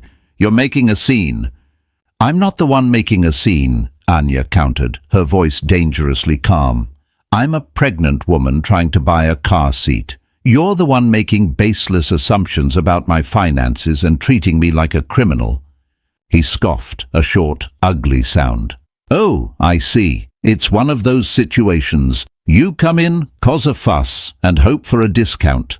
It won't work here. Just as the words left his mouth, the grand glass doors of Bambino Couture chimed, announcing a new arrival. Anya's gaze, filled with a mixture of anger and exhaustion, flickered toward the entrance. Her breath caught in her throat. It was David, her ex-husband, David Chen. He looked exactly the same, impeccable in a tailored suit, his hair perfectly coiffed, a look of casual confidence on his face as he spoke into his phone. He hadn't seen her yet. He was strolling in, the picture of the store's ideal customer. And in that moment, as her past collided with her deeply unpleasant present, Anya felt the floor drop out from beneath her. Of all the places, of all the times, The injustice of it all, Mark's prejudice, the public shaming, and now the ghost of her failed marriage standing 10 feet away, felt like a physical weight pressing down on her chest right above the child he would never know was his. David ended his call with a crisp, "Execute the trade, I'll be there in 20. He slid his phone into the pocket of his Zegna suit jacket, his eyes scanning the boutique. His sister's baby shower was tomorrow, and he'd completely forgotten a gift. He was here for a perfunctory purchase, a quick in and out before his next meeting. He expected sterile quiet and obsequious service. He did not expect a scene. He saw the manager, a florid man with a tight collar, squared off against a woman whose back was mostly to him. A small crowd of shoppers was pretending not to watch. David's first instinct, honed by years in the cutthroat world of finance, was to avoid the conflict. Go to the other side of the store, grab the most expensive cashmere blanket, and leave. But then the woman spoke, and the sound of her voice snagged on his memory. It was quiet, yet it carried an unmistakable authority, a low, clear timbre that he'd once known better than his own heartbeat. "My budget is not your concern." David froze. It couldn't be. He moved slightly to his left, trying to get a better view. She shifted, turning just enough for him to see her profile. The strong jawline, the elegant column of her neck, the dark, intelligent eyes now flashing with indignation. Anya. It was like being punched in the gut. 6 months. 6 months since the lawyers had finalized everything. 6 months since he'd last seen her, looking small and defeated in the sterile conference room. He'd told himself it was for the best. Her obsession with her career, her refusal to even consider starting a family, it had been a fundamental incompatibility. He wanted a partner, a wife, a mother for his children. She wanted, it seemed, to live at the hospital. And yet seeing her now, a jolt of something raw and unprocessed shot through him. Regret? Nostalgia? He wasn't sure. He only knew that the carefully constructed wall around that part of his life had just been bulldozed. Then his eyes traveled down from her face, past the simple grey dress, and landed on the unmistakable, gentle, perfect curve of her belly. A baby bump. The world tilted on its axis. The blood drained from his face, and the air in his lungs turned to stone. Pregnant. Anya was pregnant.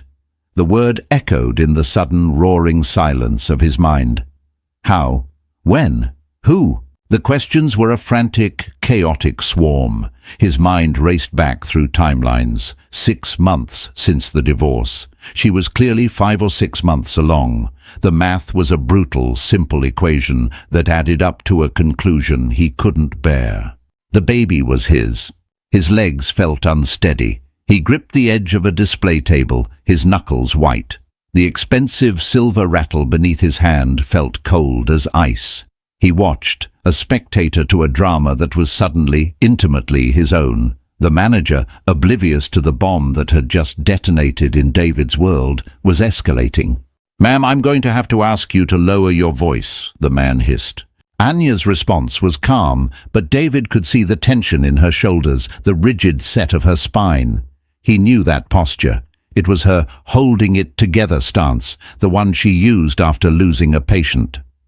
The manager's next words hit David like a physical blow.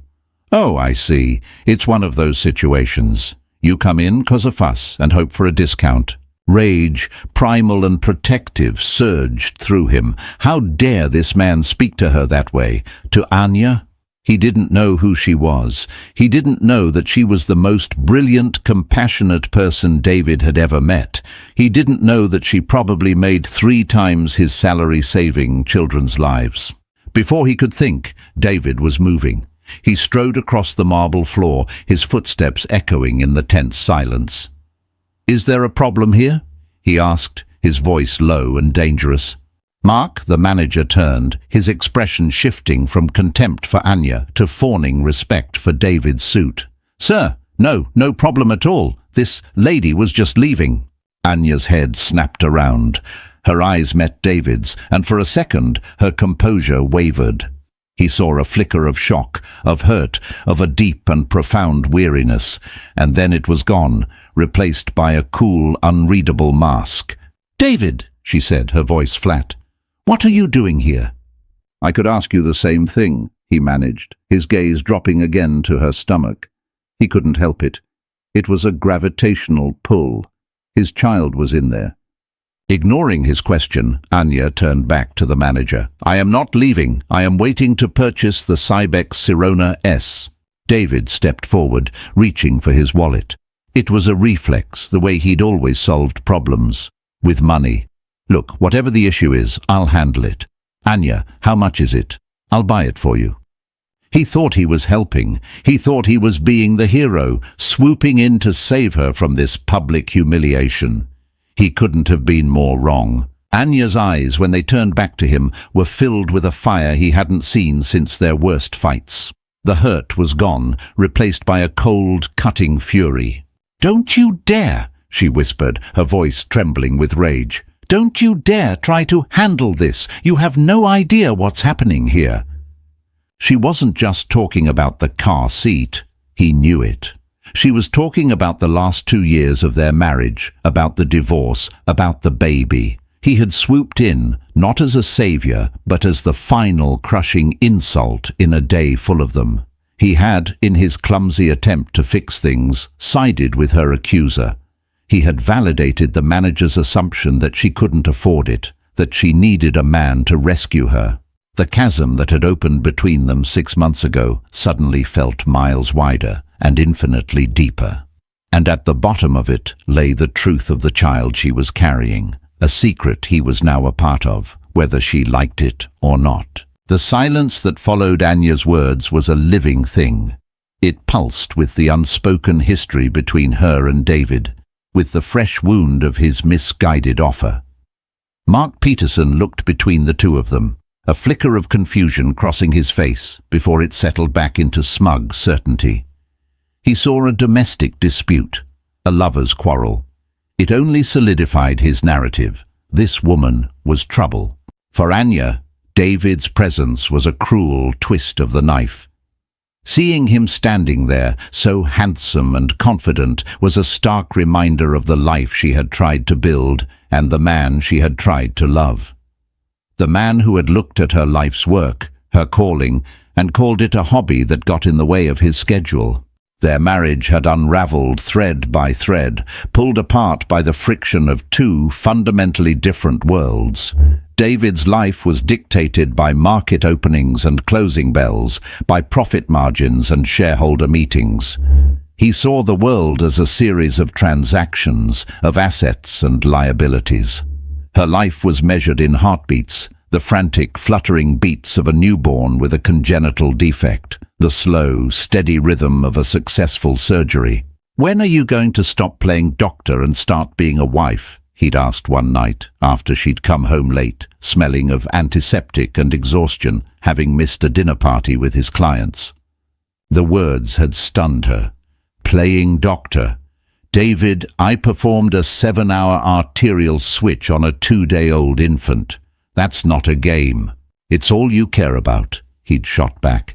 "Your patients, the hospital. What about us? What about a family? My parents are asking about grandchildren every single day. All our friends have kids. We're falling behind." Falling behind. As if life were a race to be won, with marriage and children as checkpoints along the way. She had tried to explain that her job was demanding, yes, but it was also who she was. It wasn't a choice, like picking a stock. It was a vow. But he couldn't understand a commitment that didn't yield a quarterly return. The arguments grew more frequent, more bitter. He saw her dedication as a rejection of him, of the life he had planned for them. She saw his demands as a rejection of her very soul. The end came quietly, not with a bang, but with the sterile rustle of legal papers. He had been generous, of course. David was always generous with money. He'd given her the house, a substantial settlement, a golden handshake for her wifely services. What he wouldn't give her was respect. 2 weeks after he moved out, surrounded by boxes and the ghost of their shared life, Anya fainted in the middle of a hospital corridor. An ER workup and a blood test later, the world had shifted once more. Pregnant, 8 weeks, a final secret remnant of their broken union. She'd sat on the floor of the empty nursery they had argued about for months, the positive pregnancy test in her hand, and cried. Not with sadness, but with a strange, fierce joy. This child was not a checkpoint or a transaction. This was a heartbeat. Her heartbeat. She never told David. It wasn't a decision born of malice, but of self-preservation. This baby was hers, untainted by his expectations and timetables. This would be a life nurtured by love, not by social obligation. She would not allow her child to become another pawn in David's game of keeping up. Now, standing in the fluorescent glare of Bambino couture, with David's shocked eyes fixed on her belly and his wallet in his hand, her carefully protected peace was shattered. His offer to pay for the car seat was a perfect, painful echo of his entire worldview. Any problem could be solved by throwing money at it. He wasn't defending her honor. He was trying to quiet an embarrassing situation, to manage a liability. She drew herself up to her full height. "I don't need your money, David. I never did." She turned her back on him, a gesture of finality, and faced Mark again. Her own anger was a clean, cold flame now, burning away the last of her weariness. "Let's be very clear," she said, her voice ringing with the same authority she used in the operating room. "My name is Dr. Anya Sharma. I am a pediatric cardiologist at UCLA Mattel Children's Hospital. I am here to purchase the safest possible car seat for my child, based on extensive medical research. I am not making a scene. I am trying to complete a simple retail transaction, and you are obstructing it based on what I can only assume is a toxic combination of misogyny and racial prejudice." Every word was precise, deliberate, and devastating. The other shoppers were no longer pretending not to listen. They were staring, phones subtly angled. Mark's face went from red to a sickly, mottled white. He was used to dealing with screaming socialites and demanding husbands. He was not prepared for this, not for this quiet, articulate dismantling of his entire persona. "Now," Anya continued, her voice dropping but losing none of its intensity, "you have 2 options. You can sell me the car seat that your store has in stock, as required by law, or you can refuse, and I will spend my evening filing a complaint with the Better Business Bureau, the California Department of Fair Employment and Housing, and a few key reporters I got to know after performing a life-saving surgery on their publisher's son. Your choice." A muscle twitched in Mark's jaw. He was cornered, beaten, but his pride, the petty tyranny that was the only real power he had, wouldn't let him surrender gracefully. Security," he stammered, his voice cracking. "I need security at the main entrance. We have a disruptive individual who is refusing to leave." He was doubling down, making the catastrophic choice to escalate rather than retreat. It was a desperate, foolish move, and it was about to bring his entire world crashing down. The call for security was a point of no return. It transformed the tense standoff into a public spectacle. The word security echoed off the marble, sharp and accusatory, cementing Anya's role as the designated threat. A large man in a navy blue blazer with a Bambino couture logo embroidered on the pocket materialized from a back office, his face a mask of bored indifference. He was big but slow, clearly more of a visual deterrent than an actual enforcer. "What's the problem, Mark?" The security guard, whose name tag read Frank, grunted. "This woman," Mark said, pointing a trembling finger at Anya, "is harassing me and other customers. She's refusing to leave the premises. I need you to escort her out." Anya stood her ground, her arms crossed over her belly in a protective gesture. She felt a profound, surreal calm settle over her. The situation had escalated beyond absurdity. Here she was, a doctor, a healer, being painted as a dangerous, disruptive force for trying to buy a piece of safety equipment for her unborn child. David, who had been frozen in place by her furious dismissal, finally found his voice. "Wait a minute," he said, stepping forward. "This is a misunderstanding. She's not harassing anyone. Just sell her the car seat and this will all be over." Mark turned on him, his fear and humiliation curdling into aggression. "Sir, with all due respect, this is an internal store matter. Please step back. We have procedures for this kind of thing." He then looked past Anya, his eyes filled with venom, and added, loud enough for everyone to hear, "We get people like her all the time. They try to return stolen merchandise for cash or cause a scene hoping for a handout. It's a classic scam." People like her. The words, so casually venomous, landed like a punch. They stripped her of her individuality, of her accomplishments, of her humanity. She was no longer Dr. Anya Sharma. She was a type, a category of suspicion. A dark-skinned woman in a world that prized whiteness, a modestly dressed person in a temple of luxury. A young woman standing nearby who had been filming the entire exchange on her phone gasped audibly. "That is unbelievable," she muttered. The security guard, Frank, looked uneasy. He was just a guy doing a job, and he clearly hadn't signed up for this level of public ugliness. He took a half step toward Anya. "Ma'am," he said, his voice softer than Mark's, "maybe it's best if you just come with me. We can talk about this outside." "I'm not going anywhere," Anya said, her voice dangerously quiet. "And that young woman is right. This is unbelievable." She looked directly at Mark, her eyes holding his. "You've just accused me of attempted fraud in front of a dozen witnesses. You've publicly defamed me. This has gone far beyond a simple customer service complaint." David was frantic. This was spiraling out of control. He saw the phone recording the scene. He saw the shocked faces of the other shoppers. This was a PR disaster in the making, and Anya, his pregnant ex-wife, was at the center of it.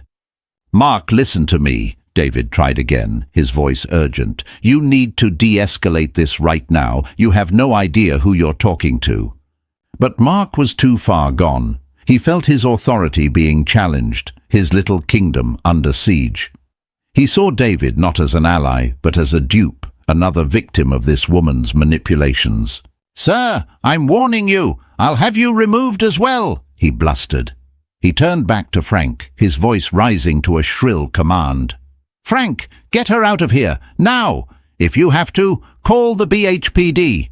The threat of calling the Beverly Hills Police Department was the final straw. The absurdity of it was almost laughable. Arrested for what? Shopping while pregnant, shopping while brown.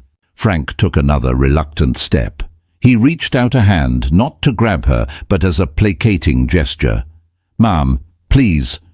Before his fingers could touch her arm, a new voice cut through the tension. It was a woman's voice, cool, elegant, and laced with steel. "What in God's name is going on in my store?" All heads turned toward the back of the boutique. Standing in the arched doorway that led to the stockroom was a woman in her late 50s. She was impeccably dressed in a Chanel suit, her silver blonde hair styled in a chic bob. Her face was patrician, her expression radiating a displeasure so profound it seemed to lower the temperature of the room. Mark Peterson's jaw dropped. The color drained from his face, leaving it a pasty gray. "Mrs. Dubois," he stammered, I didn't know you were here today." The woman, Catherine Dubois, ignored him completely. Her sharp, intelligent eyes swept over the scene, the intimidated security guard, the gawking customers, the man in the expensive suit looking utterly lost, and the pregnant woman at the center of it all, who stood with an air of impossible dignity. Her gaze rested on Anya. A flicker of confusion crossed her face, then a dawning light of recognition, followed by an expression of pure, unadulterated shock. "Dr. Sharma," Catherine Dubois said, her voice suddenly losing its icy edge, replaced by a tone of stunned disbelief. "Anya, is that you?" The sound of her name, spoken with such familiarity and warmth by the impeccably dressed woman, sent a ripple of confusion through the onlookers. David stared, his mind struggling to connect the dots. Who was this woman? How did she know Anya? Anya herself felt a wave of relief so profound it almost buckled her knees. "Catherine," she breathed, a small, genuine smile finally breaking through her strained composure. "Hello." Catherine Dubois strode forward, her heels clicking decisively on the marble floor. She completely ignored her panicked store director, her security guard, and David. Her focus was entirely on Anya. She gently took Anya's hands in her own, her perfectly manicured fingers a stark contrast to Anya's bare ones. "My dear, what are you doing here?"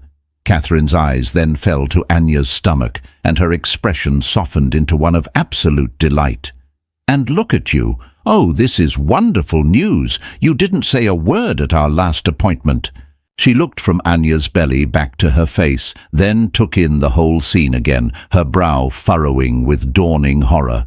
Her gaze finally fell on Mark Peterson, and the warmth in her eyes vanished, replaced by a glacial fury. "Mark," she said, her voice dangerously low. "Explain this. Explain to me why my star employee is attempting to physically remove one of the finest pediatric cardiologists in the country from my store. A doctor, I might add, to whom I personally owe everything. Take your time. I want to hear every single detail." The title, "My Store," landed in the room like a grenade. Catherine Dubois wasn't just a wealthy customer. She was the owner, the founder and CEO of the entire Bambino Couture international chain. Mark Peterson looked as though he might faint. His face was slick with sweat. He opened and closed his mouth like a fish, but no sound came out. He looked at Anya, then at Mrs. Dubois, the terrible reality of his miscalculation crashing down on him. He hadn't been dealing with a troublemaker. He had been publicly humiliating the personal physician of his own boss's grandchild. David felt a fresh wave of shock. He knew the name Dubois, of course. Dubois Holdings was a major player in luxury retail. He had never made the connection to Anya. She rarely talked about her patients' families, citing privacy, but he knew she treated the children of some of Los Angeles's most powerful people. He just never understood the depth of the relationship she forged. He had seen her work as a list of appointments and surgeries, not as a web of profound human connection. Catherine's attention was still locked on Mark. "I'm waiting," she said, her voice like chipping ice. "Mrs. Dubois, There was a misunderstanding," Mark stammered, wringing his hands. "This lady, Dr. Sharma, she was being aggressive. She was demanding." "Demanding what?" Catherine cut in sharply. "Demanding to be treated with basic human decency. Demanding to purchase an item we have in stock." She turned to Anya. "Anya, what did you want?" "The Cybex Sirona S," Anya said simply. "I was told it was reserved, that I couldn't afford it, and that I was likely trying to perpetrate some kind of scam." She relayed the facts calmly, without embellishment. She didn't need to. The bare truth was damning enough. Catherine's eyes narrowed into slits. She looked at the car seat, then at Mark. "The Davenport's car seat was delivered to their home in Bel Air yesterday morning. I supervised the complimentary installation myself. That display model is for sale." The final nail was hammered into Mark's professional coffin.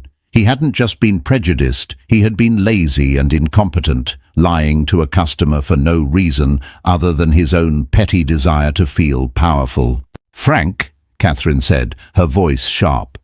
The security guard jumped to attention. "Go to the back office. Bring me the termination paperwork and a glass of water for Dr. Sharma."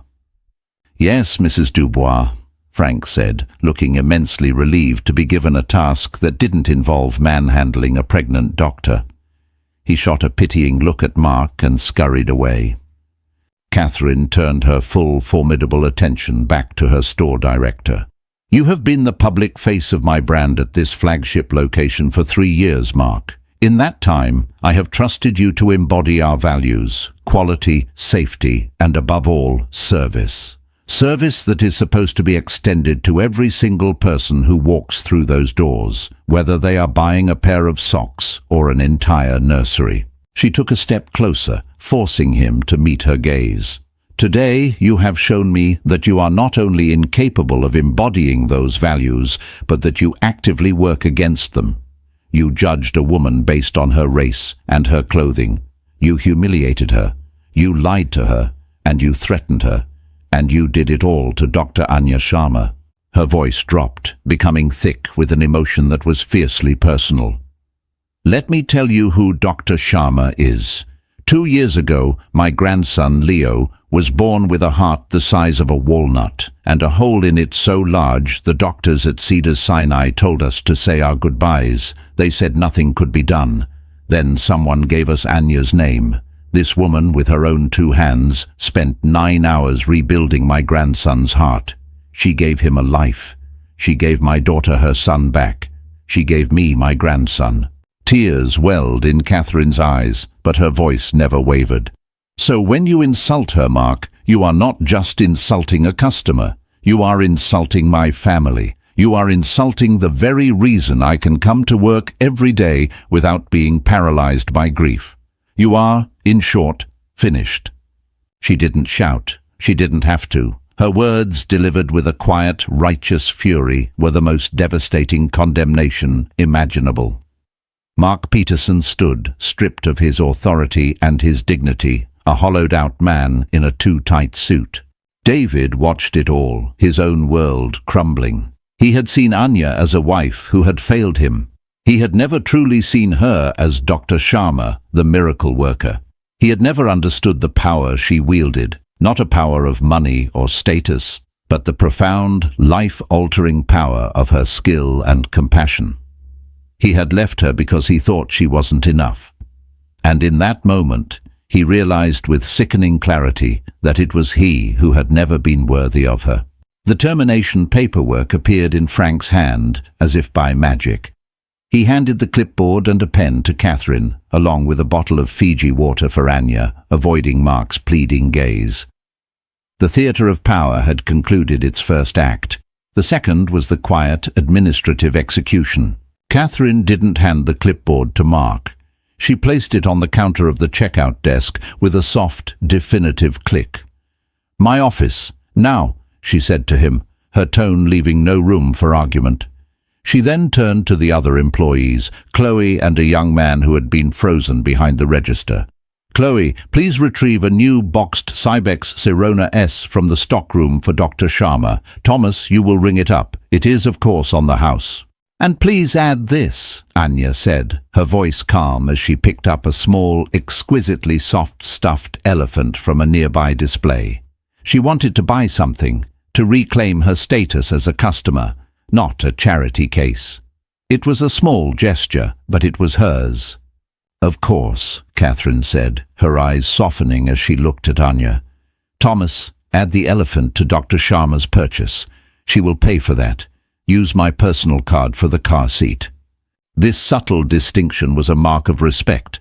Catherine wasn't just giving a gift. She was correcting a transaction that had gone wrong, acknowledging Anya's agency in the process.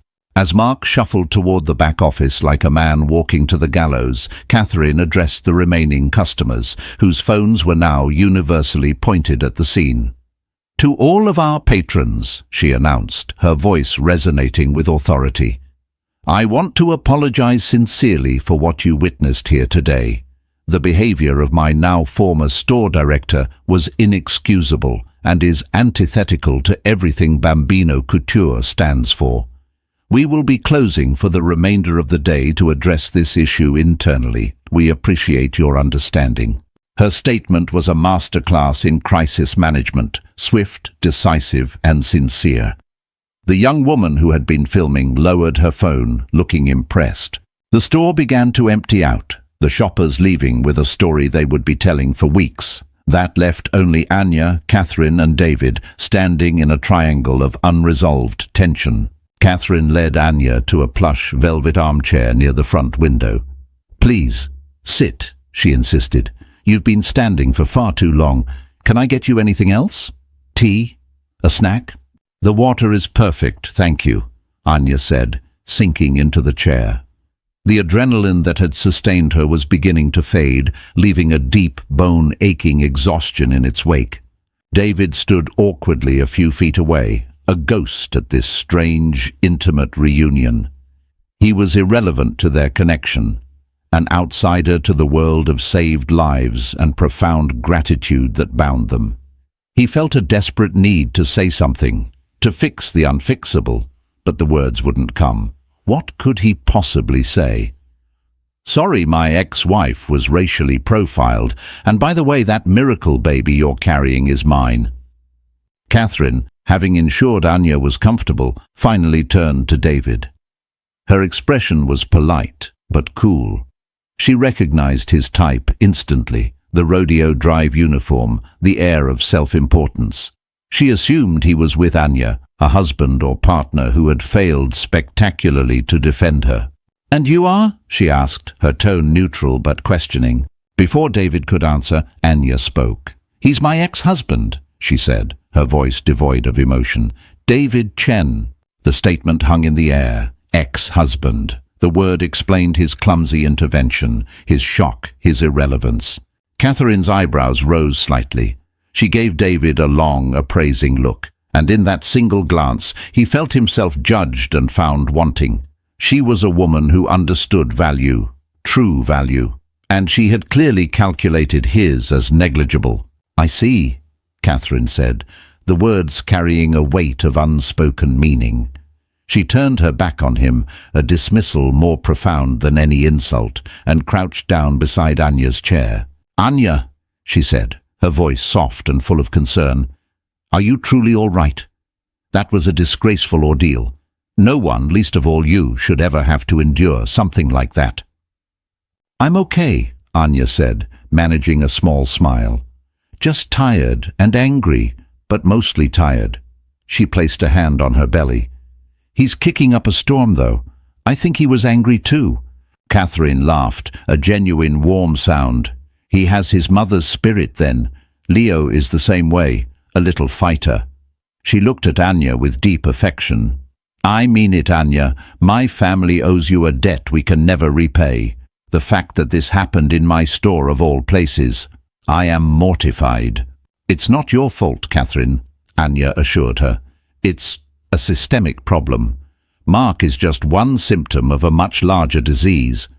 "Perhaps," Catherine conceded, "but you cure diseases by treating the symptoms one by one. And sometimes you have to perform a radical excision." The sound of Mark's raised, pleading voice could be heard faintly from the back office, followed by Catherine's firm, non-negotiable tones from a different man, likely her head of HR. The excision was underway. While they spoke, Thomas brought the large boxed car seat to the front, along with a small, elegant shopping bag containing the stuffed elephant.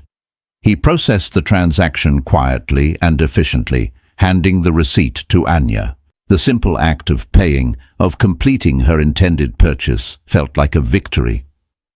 Anya looked at the receipt in her hand, the proof that she had weathered the storm and emerged on the other side, whole and unbowed. It was then that David finally broke his silence. His voice was hoarse, unrecognizable. "Anya." She looked up at him. His face was pale, his eyes wide with a desperate, frantic energy. The confident, controlled man he had been 20 minutes ago was gone, replaced by someone raw and unraveling. "The baby," he whispered, his voice cracking. "Is it?" He couldn't finish the sentence. He didn't have to. Anya held his gaze. She owed him nothing, no explanation, no absolution. Her life and the life growing inside her was her own. But seeing the genuine anguish in his eyes, she decided to give him not a confession, but a simple, unadorned fact. "The divorce was finalized 194 days ago," she said, her voice as steady and precise as a scalpel. "You can do the math." And with that, David Chen broke. A choked, guttural sob escaped his lips. He stumbled back, his hand flying to his mouth as if to stifle the sound. The truth, delivered with such clinical precision, had shattered his last defense. It was his. The child he had accused her of not wanting, the family he had left her to find elsewhere. It had been there all along, a secret heartbeat he had been deaf to. He stared at her, at the beautiful, impossible swell of her belly, and saw the full, staggering magnitude of his loss. He hadn't just lost a wife, he had lost a future, he had lost his child, and he had no one to blame but himself. David's breakdown was not loud or theatrical. It was a silent, internal collapse. He sank onto a velvet ottoman, his head in his hands, his shoulders shaking with the force of his suppressed sobs. The Zegna suit, his armor of success and control, now looked like a costume on a broken man. He was oblivious to Catherine's disapproving stare, to Anya's quiet pity. He was alone in the wreckage of his own making. Anya watched him for a moment, a strange mix of emotions swirling within her. There was a grim satisfaction in seeing him finally understand the consequences of his actions, but there was no joy. His pain didn't erase hers. It was just more pain, another casualty of their shared history. She turned away, focusing on the future, which was now boxed and waiting by the door. Catherine, having dealt with Mark, returned to the main floor. Her HR director followed, giving a slight professional nod before escorting a pale and visibly shaken Mark Peterson out a back exit. The excision was complete. "Frank will bring the car seat to your car, Anya," Catherine said, her voice all business again, though her eyes remained soft when she looked at her friend. "And I've already been on the phone with my executive team. We're not just firing Mark." She paced the floor, her energy palpable. "You were right. He's a symptom. The disease is ignorance, entitlement, and a complete lack of empathy. It's a cancer in the service industry, and I will not have it in my company. Starting Monday, every single Bambino Couture employee, from the stockroom to the boardroom, will begin a mandatory comprehensive diversity and sensitivity training program." She stopped and looked at Anya. "And I want to do more than that. I want this to mean something. With your permission, I'd like to partner with your department at UCLA. We're going to establish a charitable foundation, funded by a percentage of our profits. It will provide essential, high-quality baby gear, car seats, cribs, everything, to underprivileged families in the Los Angeles area. We'll call it the Leo Project, after my grandson." She paused, then added, "and after his future friend." She smiled, gesturing toward Anya's belly. Anya was stunned. This had gone from a moment of personal humiliation to the catalyst for real institutional change. A program that could help thousands of families, keeping their children safe. "Catherine, I don't know what to say. That's incredible." "It's necessary," Catherine said firmly, "and it's long overdue. What happened today was a wake-up call for me. I've been too insulated in my corporate bubble. It's time I used my power for something more than selling luxury goods." The young woman who had filmed the incident, who had been waiting patiently outside, now hesitantly approached the open door. "Excuse me? Mrs. Dubois? Dr. Sharma?" she said. "My name is Sarah. I'm a journalism student at USC. I have the entire altercation on video." Catherine and Anya exchanged a look. "I was going to post it," Sarah admitted, "because what he did was so wrong. But now, hearing what you're planning, that's the real story.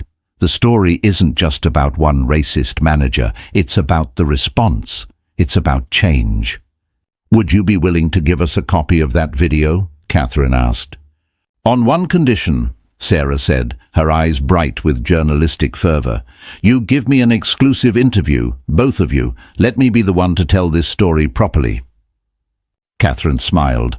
"I think that can be arranged." Outside on Rodeo Drive, the late afternoon sun cast long shadows. Frank had loaded the car seat into the trunk of Anya's practical Subaru, a car David had always despised. As Anya said her goodbyes to Catherine, promising to call her later, she saw David rise from the ottoman. He walked toward her, his face a mess of tears and regret. He stopped a few feet from her, his hands hanging uselessly at his sides. "Anya, I'm so sorry," he whispered, "for everything, for what I said in there, for how I treated you, for—" For the last 2 years, I was a fool. Yes, she said, her voice not unkind, but not forgiving either. It was simply a statement of fact. You were. Can we talk? He pleaded, his eyes searching hers for a glimmer of hope. Please, about the baby, our baby. I want to be involved. I can help. I can give you anything you want. There it was again, the offer of money, the transactional solution. Some things Anya realized would never change. This isn't about what you can give me, David, she said calmly. It was never about that. And he, she said, placing a hand on her belly, is not a problem you can solve with your checkbook.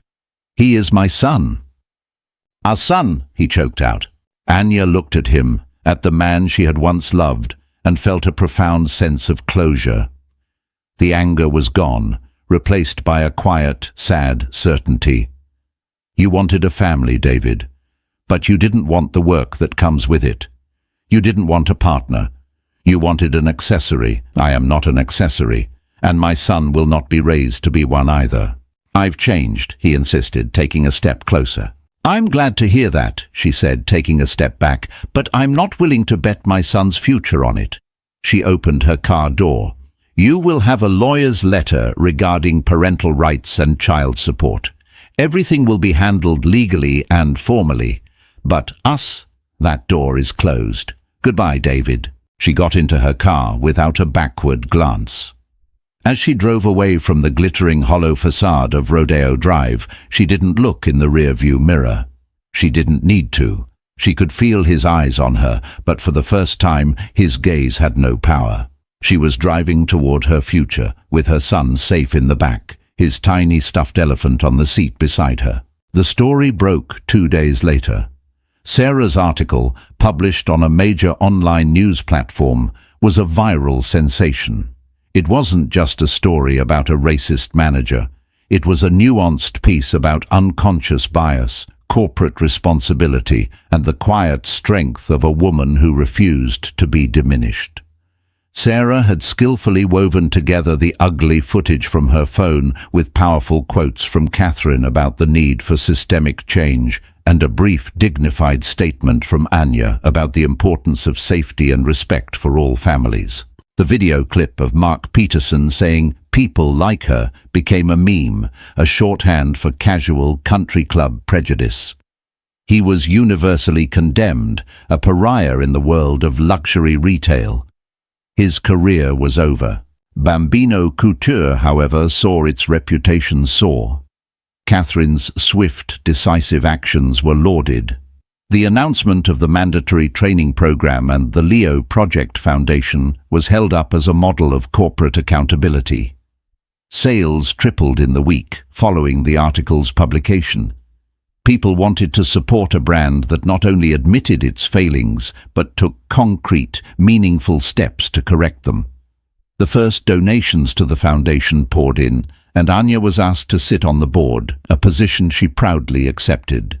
For David, the aftermath was a private hell. The story was everywhere. His friends and colleagues saw it. They saw his ex-wife, the brilliant doctor he had let go, being celebrated as a hero. They saw the company he respected, Bambino Couture, making amends. And while his name was never mentioned in the article, he was there in the background of the video, a silent, ineffectual man in an expensive suit. His father called him. "I saw that article about your ex-wife," William Chen had said, his voice heavy with the disappointment that was his primary language. "She's an impressive woman. You made a mistake, son." The words were a quiet indictment of David's life choices. He tried to function, to go to work, to execute trades, but his focus was shattered. Every time he closed his eyes, he saw Anya's face, calm and resolute. He saw the curve of her belly, the promise of a child he had abandoned before it was even born. He had spent his life accumulating wealth, believing it was the ultimate measure of a man. Now he felt utterly impoverished.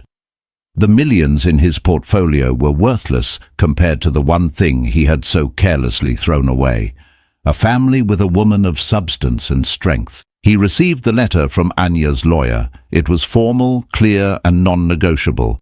It laid out a schedule for child support payments, calculated based on his income, and stated that Dr. Sharma would have sole physical and legal custody. It offered him supervised visitation rights after the child's birth, pending a psychological evaluation. It was fair, it was professional, and it was heartbreakingly impersonal. 3 months later, Anya gave birth to a healthy baby boy. She named him Kiran, a Sanskrit word for ray of light. He had her eyes and, she thought with a private smile, her stubborn spirit. Her hospital room was filled with flowers, not from David, but from Catherine, her colleagues, and the dozens of families whose children she had cared for. She was on maternity leave, sitting in the nursery of her quiet home, rocking Kiran in her arms. The room was painted a soft, gentle yellow. The Cybex Sirona S was installed in her car, and the little stuffed elephant sat on the bookshelf, a small grey sentinel watching over the crib. Her phone buzzed. It was a message from Sarah, the journalism student. It contained a link to a new article, The Bambino Effect, How One Company's Scandal Sparked a Nationwide Push for Retail Reform. The story detailed how several other major luxury brands, spooked by the public fallout and inspired by Catherine's example, had begun implementing their own sensitivity training programs. The ripple effect was real. Her moment of humiliation had, in a strange and unexpected way, made the world a slightly better, more accountable place. She looked down at her son, his tiny hand wrapped around her finger. He was so small, so perfect. Her life was not what she had planned. It was harder in some ways, lonelier at times, but it was also richer and more meaningful than she could have ever imagined. She was not just Dr. Sharma, the cardiologist. She was Kiran's mother, and in that role she held a power far greater than any she had wielded in the operating room. It was the power to create a world for her son built on a foundation of love, respect, and quiet, unshakable strength. She was his ray of light, and he was hers. In the end, Anya Sharma's ordeal at Bambino Couture was not just an ending, but a powerful beginning. Mark Peterson's prejudice cost him his career, while David Chen was left to grapple with the profound loss of a family he never knew he had. More importantly, Anya's quiet defiance and Catherine Dubois' decisive action sparked a wave of corporate reform, turning a moment of personal injustice into a catalyst for widespread change. Anya, with her son Kiran, built a new life, proving that true strength isn't about the noise you make, but the unshakable dignity you refuse to surrender. Thanks for watching. If this story moved you, please hit the like button, subscribe to our channel for more dramatic real-life stories, and ring the notification bell so you never miss an update.